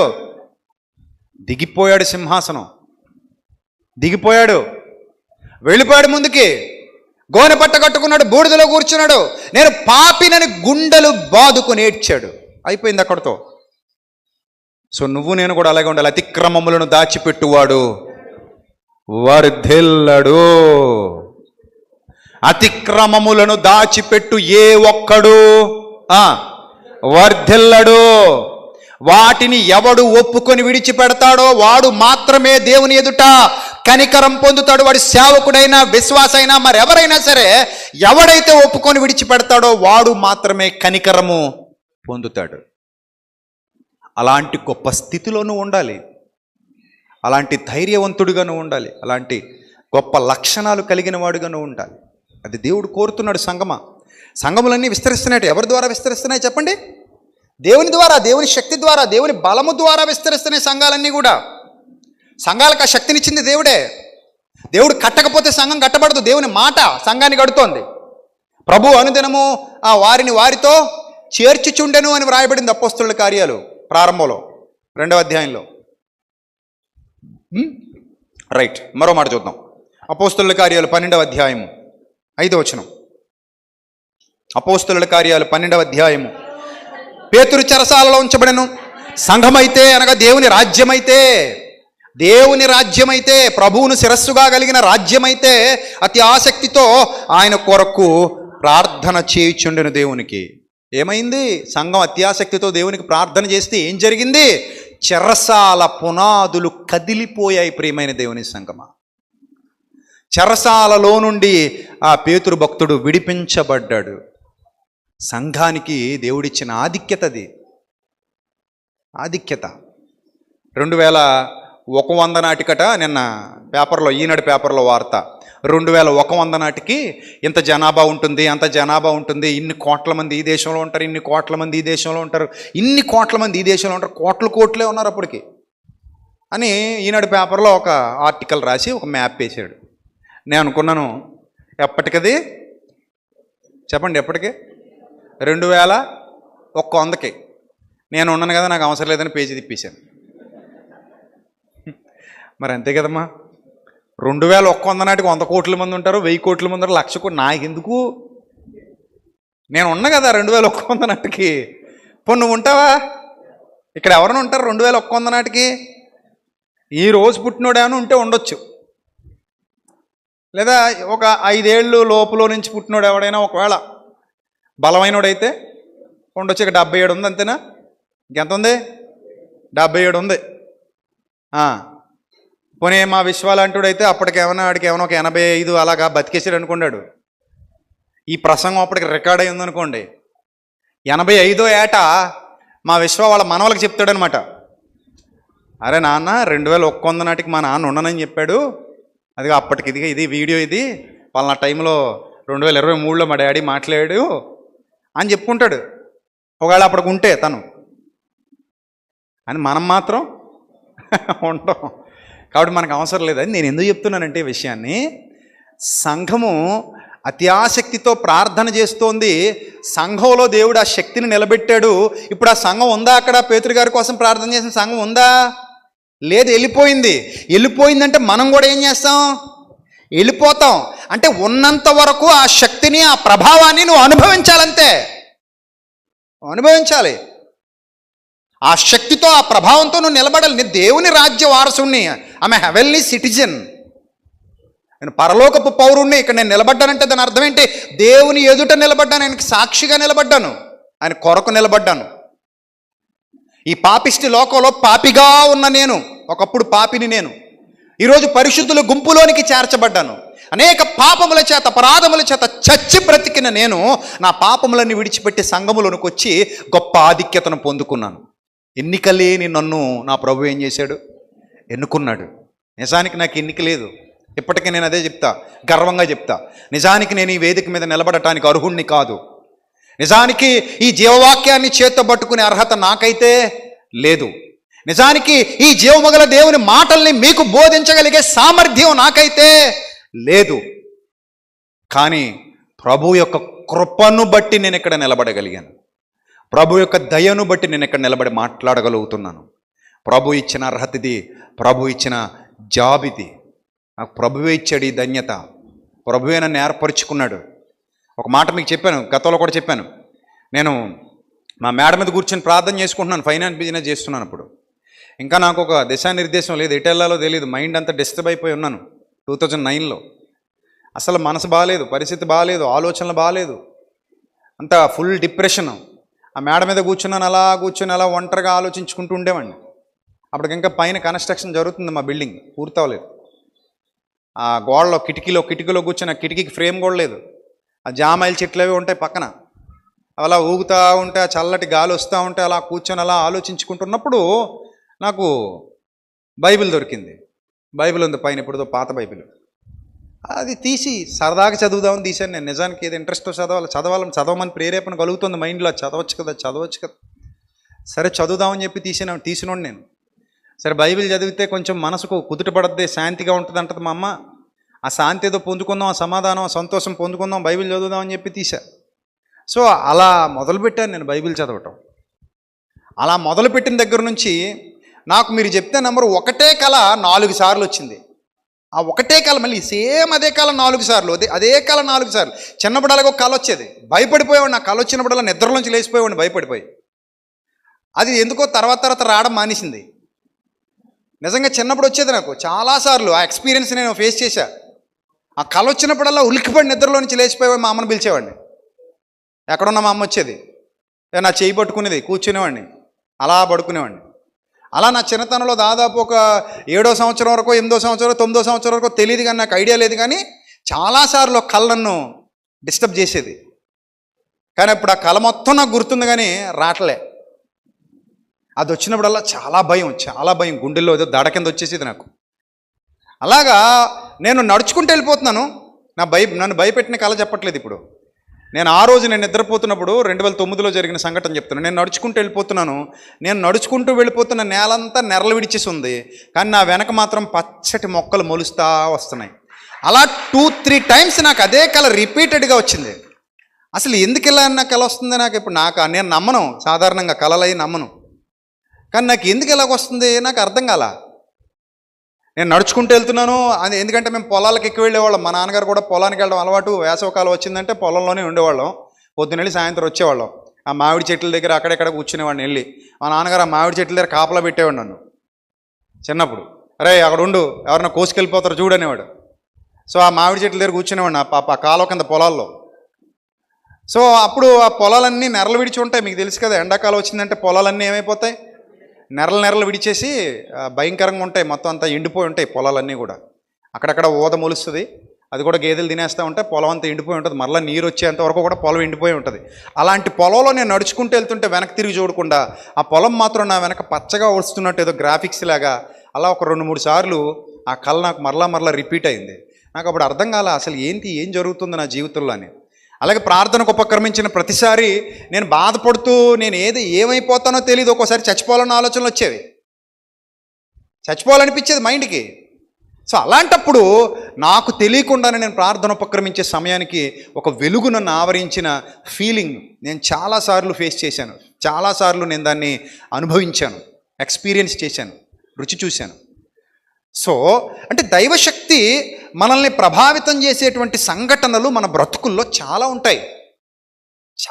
ఒకటి కాదు, 2 కాదు. మీరు తరచి చూస్తే, లోతుగా ఆలోచిస్తే ఆయన శక్తి ద్వారానే మనం అందరూ ఇక్కడికి లాక్కుని రాబడ్డాం. లేకపోతే ఎవరండి మనిషి మనసు మార్చగలిగేవాళ్ళు? వాళ్ళ తరమా, బాబుల తరమా, తాతల తరమా? చాలామంది ఈజీగా అంటారు వీళ్ళు మతం మార్చేశారు, బలవంత మతం మార్పు. నేను ఒప్పుకుందాన్ని, అది పచ్చాబద్ధం. అది బలవంతంగా ఎవరిని మతాలు మార్చలేరు, అసాధ్యం. అది అసాధ్యం. నీకు ఇష్టం కాని కూర నీతో తినిపించగలమా? కొంతమందికి వంకాయ పడదట, డబ్బులు ఇస్తామన్నా కూడా వంకాయ తినరాళ్ళు. కొంతమందికి కాకరకాయ పడదు, డబ్బులు ఇస్తామన్నా కూడా ఏం తినరు వాళ్ళు, కాకరకాయ తినరు. కొంతమందికి ఏదో తింటే అలర్జీ వస్తుంది, అసలు ముట్టుకోరు అసలు. ఇప్పుడు నాకు ఉందనుకోండి శనగపిండి పకోడీ అంటారు చూసారు, అస్సలు ముట్టుకోను. నేను ఏమైనా పెట్టినా నమస్కారం పట్టుకెళ్ళిపోండి అంటాను, నాకు పని అవుతుంది. సో ఒకవేళ మా ఇంట్లో వాళ్ళు తింటున్నా కూడా అలా చూసి పక్క పోతాను, తినండి అని. సో నేను డబ్బులు ఇస్తానమన్నా నేను తినలేను, ఎందుకంటే నాకు అసలు ఇంకా అది తింటే నాకు చాలా ఇరిటేషన్ వచ్చేస్తుంది, పడదు లోపల. అసలు శనగపిండితో పకోడీ అంటే ఇంకా ఆ రోజంతా నాకు కడుపులో ఇబ్బందిగా ఉంటుంది. సో అలా కొంతమందికి కొన్ని ఉంటాయి, మనకి ఇష్టం లేనిది తినమంటే తినం, మనకి ఇష్టం లేనిది వేసుకోమంటే వేసుకోం. ఇప్పుడు పచ్చ జెండా కూడా తెచ్చి సొక్క ప్యాంటు కుట్టించి వేసుకోవాలంటే వేసుకుంటా పెట్టి నువ్వు వేసుకుంటా అస్సలు వేసుకో. రోడ్డు మీద ఉన్న పచ్చకున్న జెండాలన్నీ తీసుకొచ్చి చీర తయారు చేసి అమ్మ కట్టుకమ్మ పండగకంటే ఏం చేస్తా, కట్టుకుంటూ పెట్టి అస్సలు కట్టుకో. ఎందుకంటే మనకు వర్కౌట్ అవ్వదు, మనకి ఇష్టం లేనప్పుడు మనం ఒంటి మీద పెట్టుకోలేము. ఇంత సేమ్ వే మనసు మార్చడం అంత ఈజీ అయితే కాదు ప్రియమైన దేవుని సంగమ, చాలా కష్టం. అమ్మో మనసు మార్చడం అంటే సాధారణమైన సంగతి కాదు. అలాంటి మన మనస్సు మార్చి ఇక్కడ తీసుకొచ్చి కూర్చోబెట్టాడంటే దేవుడు మనకిచ్చిన ఆధిక్యత, దేవుడు మనకిచ్చినటువంటి ఘనత.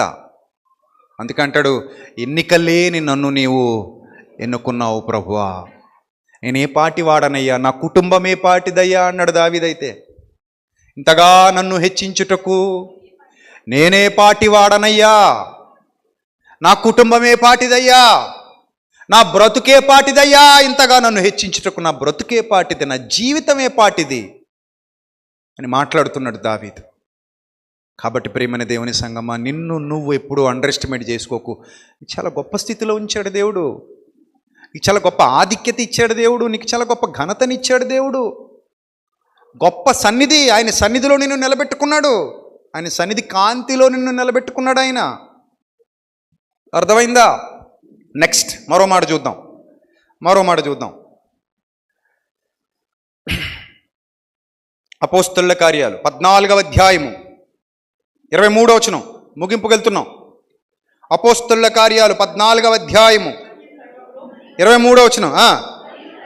మరియు ప్రతి సంఘములో వారికి ఎవరిని ఏర్పరిచట?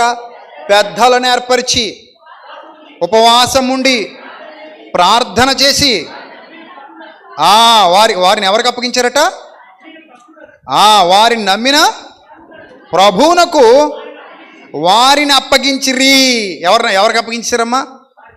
ఎవరికి అప్పగించారమ్మా? ప్రభువుకు అప్పగించారట. అర్థమైందా నీకు ఆ మాటలో శక్తి? ప్రభువుకు అప్పగించినప్పుడు ప్రభువుకు లోబడి ఉండు. లేదు నేను మోసగాడిగా, అబద్ధికుడుగా, నయవంచకుడుగా, దుర్మార్గుడుగా, ద్రోహిగా, అసూయపరుడుగా ఉంటానంటావా? ప్రభు చేతిలో ఉన్నావు, మర్చిపోకు. ఏదో ఒక రోజు పెట్టిలోకి వెళ్తావు, గుర్తుపెట్టుకో. This is not our time, ఇది మన సమయం కాదు, ఆయింది. సో ఎప్పుడు సమయం నాది అనుకోకు, మన చేతిలో ఏం లేదు. అందుకే ప్రభువుకు భయపడు, ప్రభువుకు లోబడు. వాళ్ళు ప్రభువుకు అప్పగించారు తప్ప మనుషులకు అప్పగించలా. నేను కూడా చాలా సందర్భాల్లో ఏదైనా విషయం జరిగినాడు ప్రభువుకు అప్పగిస్తున్నానంటాను, అంతే. అంతే. అది వ్యక్తి కానీ, సంఘటన కానీ, సమస్య కానీ, ఏదైనా కానీ నేను దేవుని సన్నిధికి లోబడి బ్రతుకుతున్నప్పుడు దానికి వ్యతిరేకంగా ఒకళ్ళు ఎవరైనా సాతాను భావజాలంతో ప్రవర్తించాలనుకుంటే వెంటనే నా నోట నుంచి వచ్చే మాట పౌలు గారు చెప్పిన మాట, ఇతనిని నేను ప్రభువుకు అప్పగిస్తున్నాను, ఈమెను నేను ప్రభువుకి అప్పగిస్తున్నాను, లేదా వీరిని నేను ప్రభువుకి అప్పగిస్తున్నాను, ప్రభు న్యాయమైన ప్రతిఫలం ఇచ్చునుగాక. అలెగ్జాంద్రును కంచరివాడు నాకు చాలా కీడు చేశాడు, ప్రభు అతనికి న్యాయమైన ప్రతిఫలం ఇచ్చునుగాక అన్నాడు. అన్నాడా లేదా? అన్నాడు. సో గుండెల్లో ఉన్న దైవశక్తి, ధైర్యం అలాంటి మాటలు అనిపిస్తాయి. ఆ ధైర్యం ఉన్నప్పుడే మనం దేవుని సన్నిధిలో నిలబడగలం. మనుష్యులను మోసగించుట తేలిక, దేవుని మోసగించడం నీ తరం కాదు కదా, మీ తాతలు దిగి వచ్చినది జరగదు. అంత శక్తి ఉంటుంది దేవుని సంఘంలో. అలాంటి రాజ్యంలో ఉన్నాం మనం. దానియేలు ప్రవచించిన రాజ్యం ఇది, భక్తులందరూ ప్రవచించిన రాజ్యం ఇది. ఈరోజు ఈ రాజ్యం కట్టబడుతోంది, రాజ్య విస్తరణ జరుగుతుంది. రాజ్యానికి ఆధారం ఆత్మ, సత్యం. ఆత్మతో సత్యముతో ఆరాధన. ఆత్మ సత్యం, పరిశుద్ధాత్మ, దేవుని వాక్యము. నీ సత్యము, నీ వాక్యమే సత్యం. యోహాను 17:17 నీ వాక్యమే సత్యము. సో ప్రభుకు అప్పగించారట. మరో మాట చూద్దాం. ఎఫెసీయులకు రాసిన పత్రిక 3వ అధ్యాయము 21వ వచనం. ఎఫెసీయులకు రాసిన పత్రిక 3వ అధ్యాయము 21వ వచనం. క్రీస్తు యేసు మూలముగా సంఘములో తరతరములు సదాకాలము మహిమ కలుగునుగాక. ఆమేన్. చూసారు ఏమన్నాడు? ఎఫెసీయులకు రాసిన పత్రిక 3వ అధ్యాయం 21లో ఏమంటున్నాడు? క్రీస్తు యేసు మూలముగా ఏంటి? అడుగు వాటన్నిటికంటేను ఊహించు వాటన్నిటికంటేను అత్యధికముగా చేయ శక్తిగల దేవునికి, అడుగు వాటన్నిటికంటేను ఊహించు వాటన్నిటికంటేను అత్యధికముగా చేయ శక్తిగల దేవుడికి, అత్యధికముగా చేయ శక్తిగల దేవుడికి. ఆయన శక్తిని తక్కువ అంచనేయొద్దు. ఆ శక్తిగల దేవుడికి క్రీస్తు యేసు మూలముగా ఎక్కడమ్మా? ఎక్కడ? సంఘములో. అనగా ఈ షెడ్లోనో, ఐరన్ బాక్సుల్లోనో, స్తంభాలలోనో, ఇటుకలలోనోనా? గుడి గోడలలో లేడు దేవుడు. ఎక్కడ? సంఘమనగా జీవము గల దేవుని సంఘము అనగా మీరు. జీవము గల దేవుని సంఘం అనగా మీరు. మీలో సంఘములో ఎప్పటి వరకు? తరతరములు. తరతరములు ఏం కలుగును గాక? మహిమ కలుగును గాక. ఆమెన్. చూసారు మనం ఎందుకున్నామంటే ఇక్కడ ఆ రాజ్యంలో మనల్ని స్వరక్తం ఇచ్చి సంపాదించిన క్రీస్తుకు మహిమ తీసుకురావడానికి ఉన్నాం. ప్రియమైన దేవుని సంగమా, ఈ రాజ్యములో మనం నిలబడింది. మనల్ని కొన్నాడు మన ప్రభు. మనల్ని కొన్నాడు. నిన్ను నన్ను యావత్ సంఘాన్ని కొన్నాడు. ఇక్కడున్న వాళ్ళనే కాదు, ఈ ఆంధ్ర తెలంగాణలలో ఉన్న తెలుగు సంఘాలను మాత్రమే కాదు, ప్రపంచంలో ఉన్న అన్ని సంఘాలను, ఎక్కడెక్కడ ఎవరి ద్వారా సంఘము స్థాపించబడిందో, ఎక్కడెక్కడ విశ్వాసులు ఉన్నారో అన్ని సంఘాలకు ప్రభు ఎవరో చెప్పండి? యేసుక్రీస్తు. అర్థమైందా? ఎక్కడైనా అదే చట్టం అప్లై అవుతుంది. ఇప్పుడు మన దగ్గర ఆంధ్ర బ్యాంక్ కార్డు ఉందనుకోండి, ఆంధ్ర బ్యాంక్. వేరే చోటకి వెళ్ళినా ఆ కార్డు అక్కడ ఆంధ్ర బ్యాంక్ ఉంటే అక్కడ ఏమవుద్ది? వర్క్ చేస్తే సేమ్ బ్యాంక్ కదా, same bank, same ATM work చేస్తుంది. అర్థమైందా? ఎందుకంటే బ్యాంక్ ఈ ఊర్లో ఉన్నా ఇంకో ఊర్లో ఉన్నా అదంతా ఆంధ్ర కాదు. ఇప్పుడు యూనియన్ బ్యాంక్ అయిపోయింది కదా. సో లేదా ఎస్బీఐ అనుకోండి, అది ఎక్కడికి వెళ్ళినా ఎస్బీఐ బ్యాంక్ ఎక్కడున్నా వర్క్ చేస్తుంది. ఎందుకంటే నువ్వు ఊరు మారావు కానీ ఆ ఊరిలో ఏముంది? బ్యాంక్ ఉంది, ఆ బ్రాంచ్ ఉంది. ఇన్ ద సేమ్ వే మనం ఎక్కడున్నా, మన పైన నాయకులుగా ఎవరెవరుంటున్నా అది దేవుని ప్రణాళికలో ఉన్నటువంటి బ్యాచ్. అది దేవుని ప్రణాళికలో ఉన్నటువంటి సంఘం. అది మనం అందరం కూడా ఆ సంఘానికి సభ్యులు అయ్యాం. మనం అందరం ఆ సంఘానికి చెందిన వాళ్ళం. అందుకే ధైర్యాన్ని విడిచిపెట్టకూడదు. ప్రభు ఎదుటున్నాం, నీతిగా ఉండాలి, జాగ్రత్తగా ఉండాలి. ప్రభు ఎదుటున్నాం, ఏ ప్రశ్నకైనా సరే సమాధానం చెప్పగలిగే ధైర్యం మనలో ఉండాలి. తప్పు అయితే తప్పు అని ఒప్పుకో, ఒప్పు అయితే 100 మంది వచ్చినా కూడా ఏమని చెప్పాలి? ఒప్పే, తప్పు కాదు. తప్పు అయితే తప్పు, ఒప్పు అయితే ఒప్పు. ఎంతమంది వచ్చినా సరే అలాంటి ధైర్యాన్ని మెయింటైన్ చేయగలగాలి నువ్వు. అర్థమైందా? చూడండి, ఆ మాట చదువుదాం ఒకసారి. తిమోతికి రాసిన మొదటి పత్రిక 3వ అధ్యాయము ముగించుకుందాం. తిమోతికి రాసిన మొదటి పత్రిక 3వ అధ్యాయము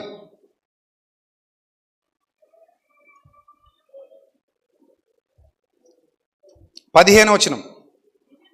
అయినను నేను ఆలస్యము చేసిన ఎడల దేవుని మందిరములో, అంటే దేవుని మందిరం అంటే మీరు అందరూ ఏమనుకుంటారు? దేవుని మందిరం అనగానే ఏమనుకుంటారు? తొందరపడి చర్చ్ బిల్డింగ్ అనుకుంటారు.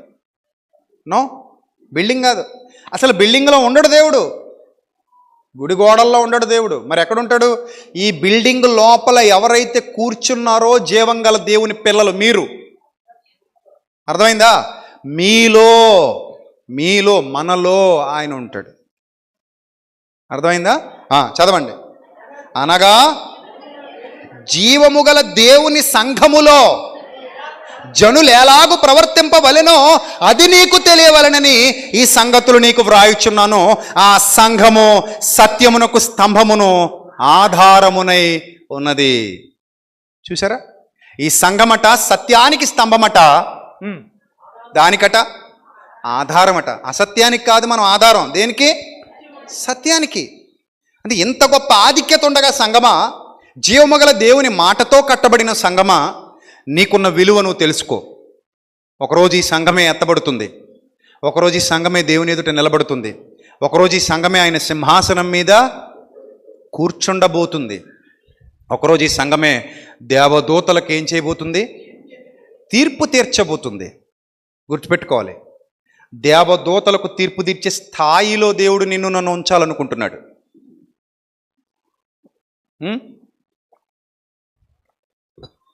మనం దాన్ని మర్చిపోకూడదు.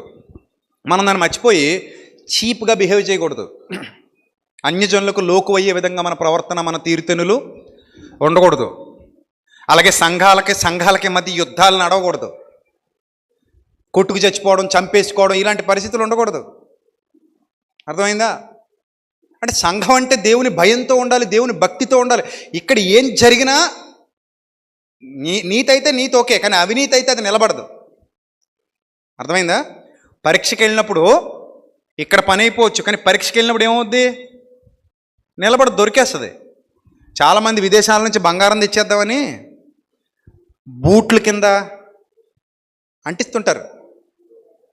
బూట్ ఉంటుంది కదా, షూ జాగ్రత్తగా కట్ చేసి దాంట్లో బిస్కెట్ పెట్టి మళ్ళీ పెట్టి అంటించేసి టిక్కు టక్కుమ నడుచుకుని వచ్చేద్దాం అనుకుంటాడు. వాడికి డౌట్ వస్తుంది, షూ తీరా అంటాడు. పర్లేదండి ఇలా చేసేయండి అని కుదరదు, ఆయన అంటాడు. తీయాలి షూ. బెల్ట్ తీ అంటాడు, బెల్ట్ తీయాలి. వాచ్ తీయమంటాడు, వాచ్ తీయాలి. అన్ని ఇప్పాలి. అందుకే విదేశాలకు వెళ్ళేటప్పుడు ఇదో తలపోటు. డొమెస్టిక్ ఫ్లైట్లో కూడా తీస్తాడు అన్నీ. బెల్ట్ తీయాలి, షూ తీయాలి, అన్నీ తీయాలి. తీసి ఆ ట్రేలో వేయాలి. మళ్ళీ ఒకసారి ఇలా జేబులన్నీ తడుముతాడు, బ్యాగులతో సహా అక్కడ పెట్టమంటాడు, ఫోన్తో సహా అక్కడ పెట్టాలి. అవన్నీ ఎక్కడికి వెళ్తాయి చెప్పండి? ఎక్కడికి వెళ్తాయి? స్కానర్లోకి వెళ్తాయి. ఇప్పుడు స్కానర్లోకి వెళ్ళిన తర్వాత ఆ స్కానర్లో ఏముంటుంది? చెక్ చేసే, డిటెక్ట్ చేసే టెక్నాలజీ ఉంటుంది. ఏ ఉన్నా, పిన్నీస్ ఉన్నా బయటకు వచ్చేస్తుంది, గుండు సూదున్నా బయటకు వచ్చేస్తుంది. తీస్తాడు మొత్తం, డౌట్ వస్తే పట్టేసుకుంటాడు. మనం ఇంటి దగ్గర బయలుదేరేటప్పుడు ఏమనుకున్నాం చెప్పండి? ఏమనుకున్నాం? చెప్పాలి. దొరకం. ఎవడికి దొరకకుండా వెళ్ళిపోదాం అనుకుంటాం. ఒకడైతే మొత్తానికి డ్రగ్స్ కడుపులో పెట్టుకుని పట్టుకొచ్చినట్టు మొన్న మధ్య చూశారు మీరు వార్త? కడుపులో పెట్టుకుని, ఎంత అది అరగదు, అది లోపల ఒకవేళ అరిగిందంటే చచ్చిపోతాడు. మొత్తం మీద జాగ్రత్తగా దాన్ని ప్యాక్ చేసి అరిగిపోకుండా లోపల పెట్టి ఆపరేషన్ చేసేసి పంపి మళ్ళీ ఇక్కడికి వచ్చి తిరిగి ఆపరేషన్ చేయించుకోవాలి దరిద్రుడు. ఎంత తలపోటది. మనుషులు ఎంత భయంకరంగా ఉన్నారో చూడండి. స్మగ్లింగ్ చేసే విధానంలో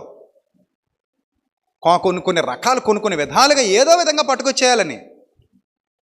ఒకడైతే ప్యాంట్ లోపల ప్యాంటు దొరకటి. నువ్వు ఎన్ని ప్యాంట్లు వేసినా లోపలడికి అనుమానం వస్తే తీస్తాడు, మొత్తం ఇప్పిస్తాడు. అంటించేసుకుని స్టిక్కర్లు వేసుకుంటారు పాపం లోపల శరీరానికి. దొరికేస్తే వాడికి డౌట్ వచ్చిందా, స్కానర్లో వెళ్ళేటప్పుడు లోపలికి తీసుకెళ్తాడు, రూమ్లో మొత్తం అన్ని ఇప్పిస్తాడు. అంతెందుకు, మొన్న మేము మణిపూర్ వెళ్ళాం కదా, ఈ సూర్యబాబు వచ్చాడు మాతో పాటు. వచ్చినప్పుడు నేను ముందు వెళ్ళిపోయా, అంతా అయిపోయింది. నాతో పాటు సూర్యబాబు వస్తున్నాడు, రామచంద్రపురం అబ్బాయి తమ్ముడు. వాడు వెనకాల వస్తున్నాడు, ఆపేశారు.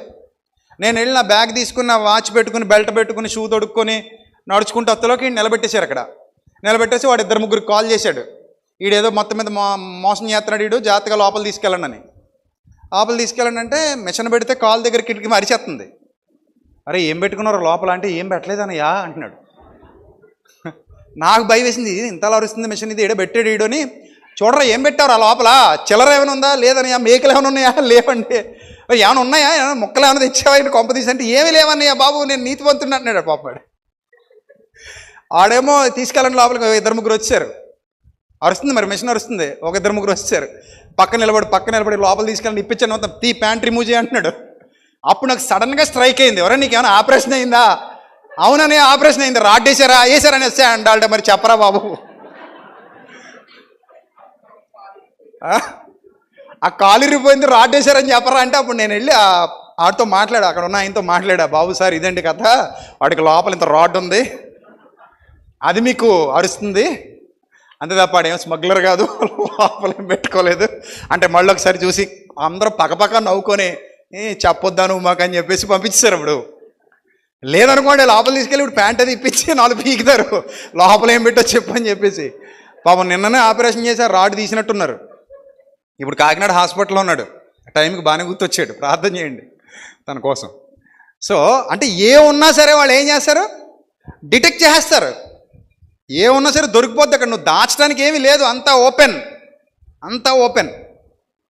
సో అలాంటి స్థితి ఒకరోజు దేవుని ఎదుట నీకు నాకు రాబోతుంది. కాబట్టి మనం ఎప్పుడు యథార్థంగానే ఉండాలి, నమ్మకంగానే ఉండాలి. అంతే తప్ప మనం కుట్రలు కుతంత్రాలు అలాంటివి జరగకూడదు. నిన్న ఎవరో మన ఛానల్లో మన వార్షికోత్సవం వీడియో కింద మెసేజ్ పెట్టాడు, అరే నిన్ను చంపేస్తాం రే అని. కావాలంటే వీడియో కిందకి వెళ్ళి చూడండి. నా చేతుల్లోనే నీ చావు అంటూ పెట్టాడు నాకు. ఎందుకంటే చంపేసేంత పాపం నేనేం చేశానబ్బా అని చూస్తే వాడు అందులో కామెంట్ వెరైటీగా రాశాడు. ఇందుకు ఆ కామెంట్లో ఉన్నది ఏంటంటే, మా జేమ్స్ అన్నయ్య నువ్వు చాలా బాధ పెట్టావురా, అందుకని నిన్ను చంపేస్తావురా అని రాశాడు. నేనేం రిప్లై ఇవ్వలా. ఆ రోజు నాకు ఫోన్ వచ్చింది, నీలరాజ్ అని ఒక తమ్ముడు ఫోన్ చేశాడు. ఫోన్ చేసి సార్ ఇలా అన్నయ్య గారు మీతో ఒకసారి చిన్న మీటింగ్ పెట్టించుకోవాలనుకుంటున్నామండి, మేము అందరం కూర్చోవాలనుకుంటున్నాం అంటే, హ్యాపీ కూర్చోండి అయ్యా తప్పే ఉంది, కూర్చోండి తప్పే ఉంది, ఎప్పుడు కూర్చోబెట్టుకుంటారు కూర్చోండి, ఎప్పుడు వస్తారు రండి, నా దగ్గరికి రండి చక్కగా కూర్చుందాం, మీరు ఎప్పుడు వస్తారండి హ్యాపీగా. అలా కాదండి ఆ జేమ్స్ గారు తమ్ముడు వస్తున్నాడు, జేమ్స్ ఏమన్నా నాకు కొత్తోడా, నా దగ్గర నుంచి వెళ్ళినోడు కాదా, నా ముందు ప్రసంగం చేసినోడు కాదా, సరే రమ్మనండి. ఓ జేమ్స్తో పాటు శ్రీకాంత్ ఉంటాడు నా తమ్ముడు కాదా, రమ్మనండి.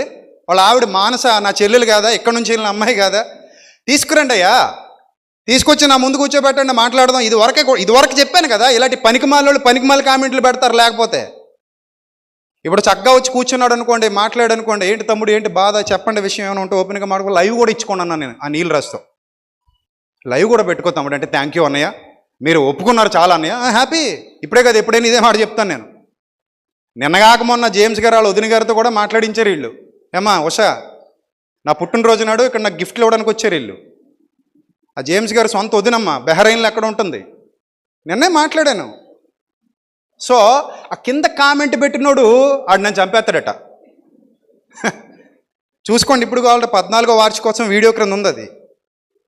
ఎంత ధైర్యంగా మాట్లాడతాను నేను. ఎక్కడ నాకు ఎవరి ముందైనా సరే ఎక్కడైనా సరే ఓపెన్గా మాట్లాడడానికి నాకు భయం లేదు. ఎందుకంటే నేను ఏ తప్పు చేయను. ఒక మనిషి నన్ను నిందించే తప్పు నేను ఎప్పుడు చేయను. దేవుని సన్నిధిలో దేవుని వాక్యం బట్టు మాడుతున్నా.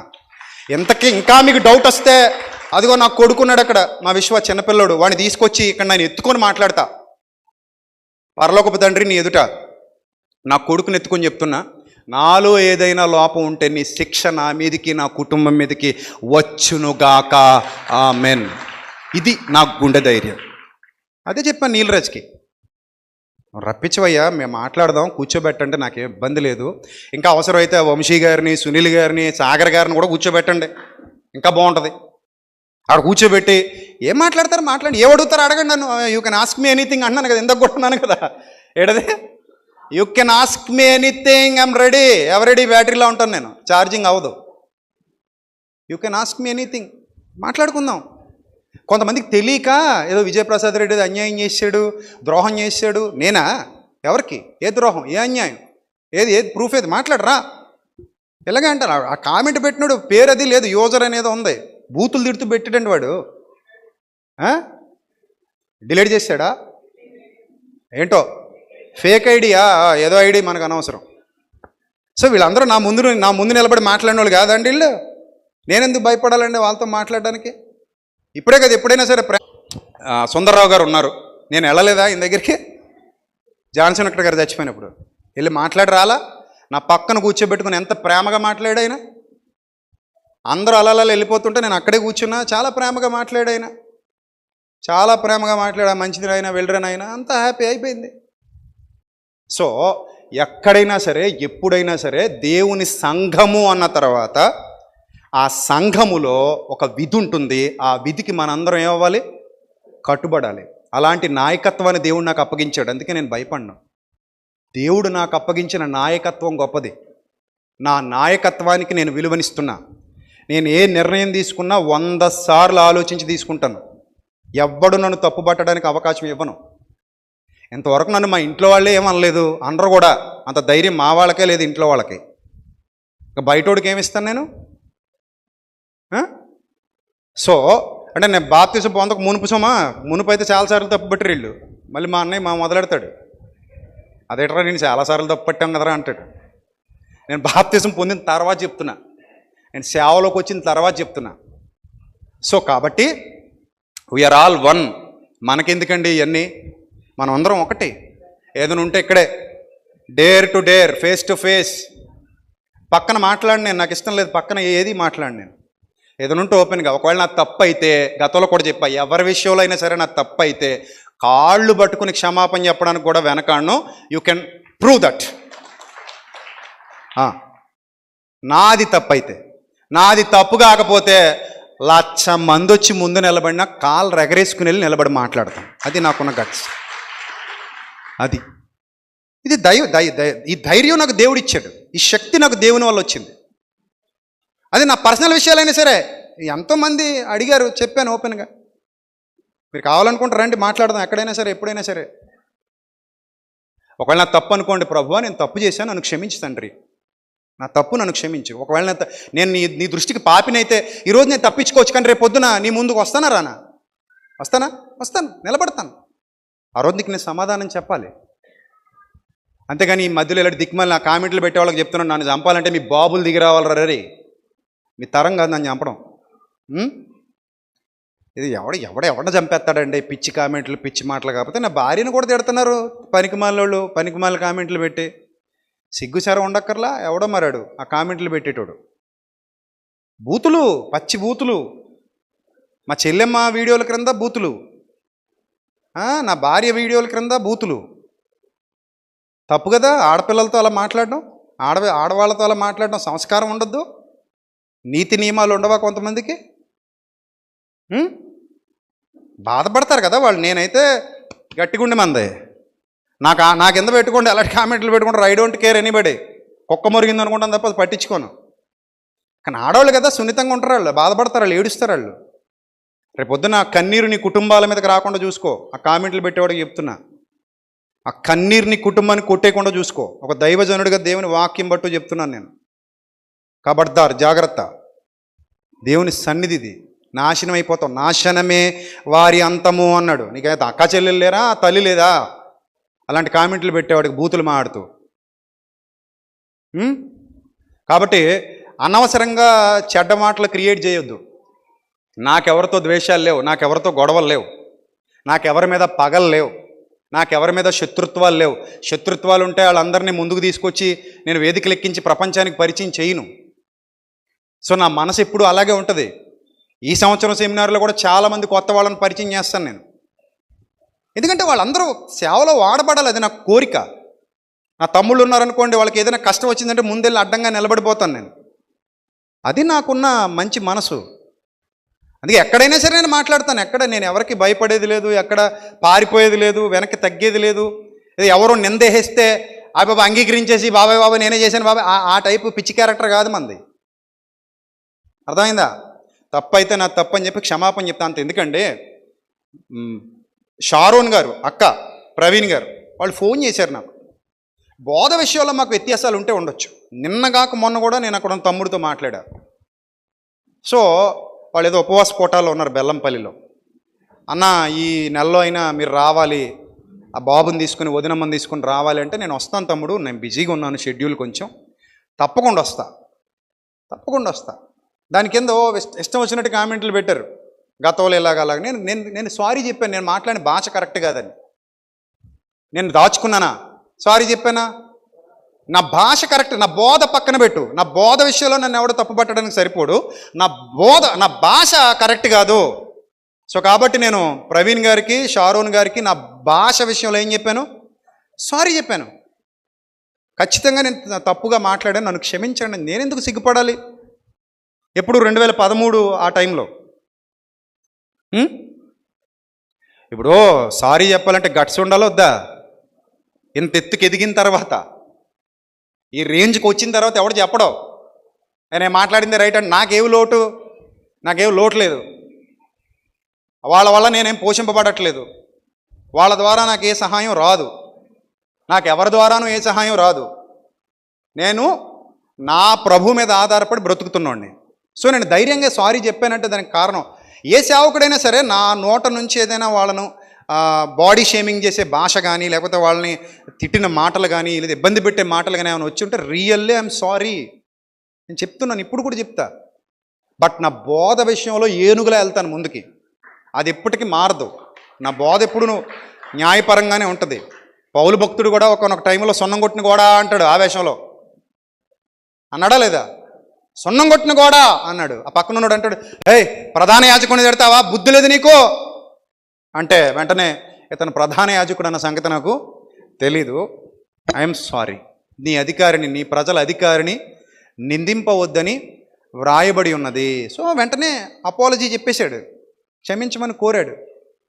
సో నా తప్పు అయితే ఎక్కడైనా సరే, ఇక్కడే కాదు లైవ్ పెట్టుకుని అడగండి నన్ను ఏ క్వశ్చన్స్ అని అడిగితే ఎక్కడైనా నేను I'm ready to say sorry. నాది తప్పు అయితే, నా తప్పు కాకపోతే మీ తాతలు దిగి వచ్చినా ఈ తల మీద ఉన్న వెంట్రుకు కూడా ఉంచలేరు. అది నాకున్న గట్స్. కాబట్టి ఏం జరిగినా నేను చాలా ధైర్యంగా ఉంటాను. ఇక్కడే కాదు ఎక్కడైనా సరే నేను చాలా ధైర్యంగా ఉంటాను చాలా విషయాల్లో. ఆ దేవుడు నాకు ఇన్బిల్ట్గా ఇచ్చాడు చిన్నప్పటి నుంచి. అంతే, చిన్నప్పటి నుంచి నేను చాలా విషయాల్లో మొండిగా వెళ్ళిపోయేవాడిని, మొండిగా దూసుకుపోయేవాడిని, మొండిగా నిర్ణయాలు తీసేసుకునేవాడిని.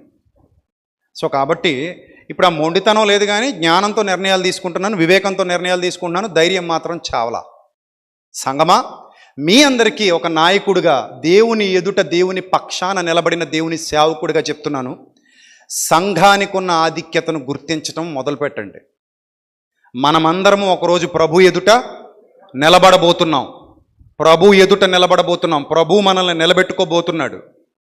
ఆయన సన్నిధానంలో మనం ఉండబోతున్నాం. సో ఇక్కడ మనం ఏది దాచినా అక్కడ ఏది దాచలేం. ఇక్కడ నేను ఎవరి మీదకి నెట్టేసి తప్పించుకున్నా అక్కడ నేను ఇక్కడ ఏమీ తప్పించుకోలేను. ఇక్కడ నేను ఎవరిని అసూయ పెంచుకున్నా ఎవరి మీదైనా ఆ రోజు మనం ఖచ్చితంగా దేవుని దృష్టికి సమాధానం చెప్పాలి. కాబట్టి ఇక్కడే దిద్దుకో. ఒక మాట అన్నాడు, నీవు నీ ప్రతివాది వెళుతున్నప్పుడు, వ్యాజ్యమాడుటకు వెళుతున్నప్పుడు న్యాయాధిపతి ముందుకు వెళ్ళక మునుపే మార్గ మధ్యంలోనే నీ ప్రతివాదితో ఏమైపో, సమాధాన పడిపో. లేదా అక్కడికి వెళ్ళావా చెరసాలలో వేయబడతావేమో జాగ్రత్త అన్నాడు ప్రభు. కాబట్టి ఒకవేళ మీలో ఏమైనా ఉన్నాయేమో దిద్దుకోండి.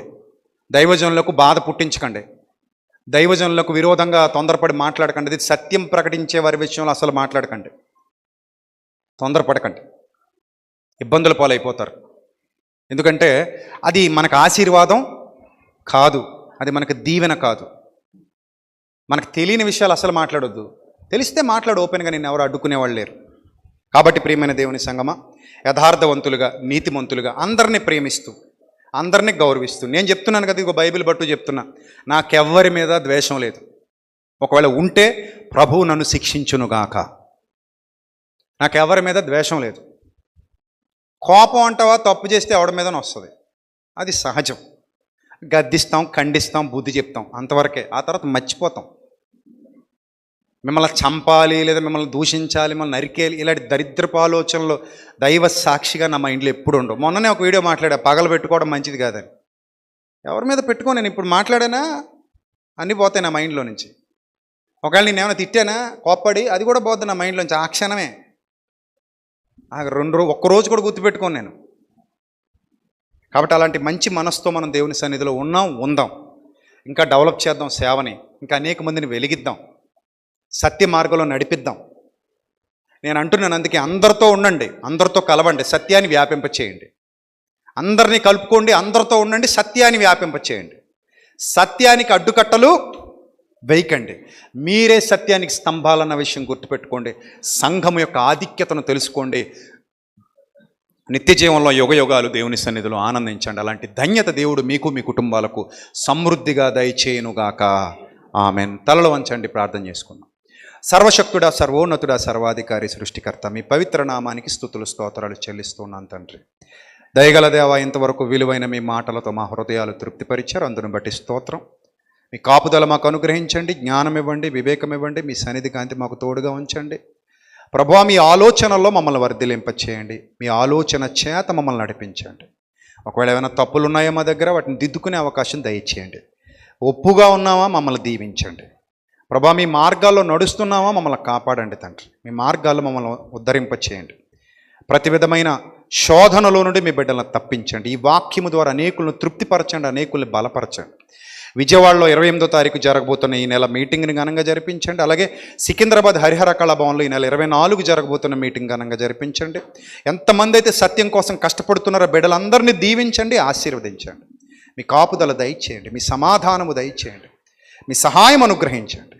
మీ సన్నిధి కాంతిలో మమ్మల్ని అందరినీ ప్రకాశింపజేయమని, ప్రతి విధమైన దౌష్ట్యమును, సాతాను శోధనను, చీకటి శక్తులను మీ కుమారుడైన క్రీస్తు నామములో బంధించమని, ప్రతి కుటుంబమును దీవించి ఆశీర్వదించమని, వ్యాధి బాధలలో ఉన్నవారిని, శోధనలలో ఉన్నవారిని విడిపించమని, ఘనత మహిమ ప్రభావములు మీకు చెల్లిస్తూ క్రీస్తు యేసు వారి శ్రేష్ఠ నామంలో ఈ ప్రార్థన మనవులు సమర్పిస్తూ జవాబు పొందుకొనుచున్నాం మా కన్న తండ్రి. Amen, amen. అందరికీ వందనాలు. May God bless you all. Love you all. Thank you.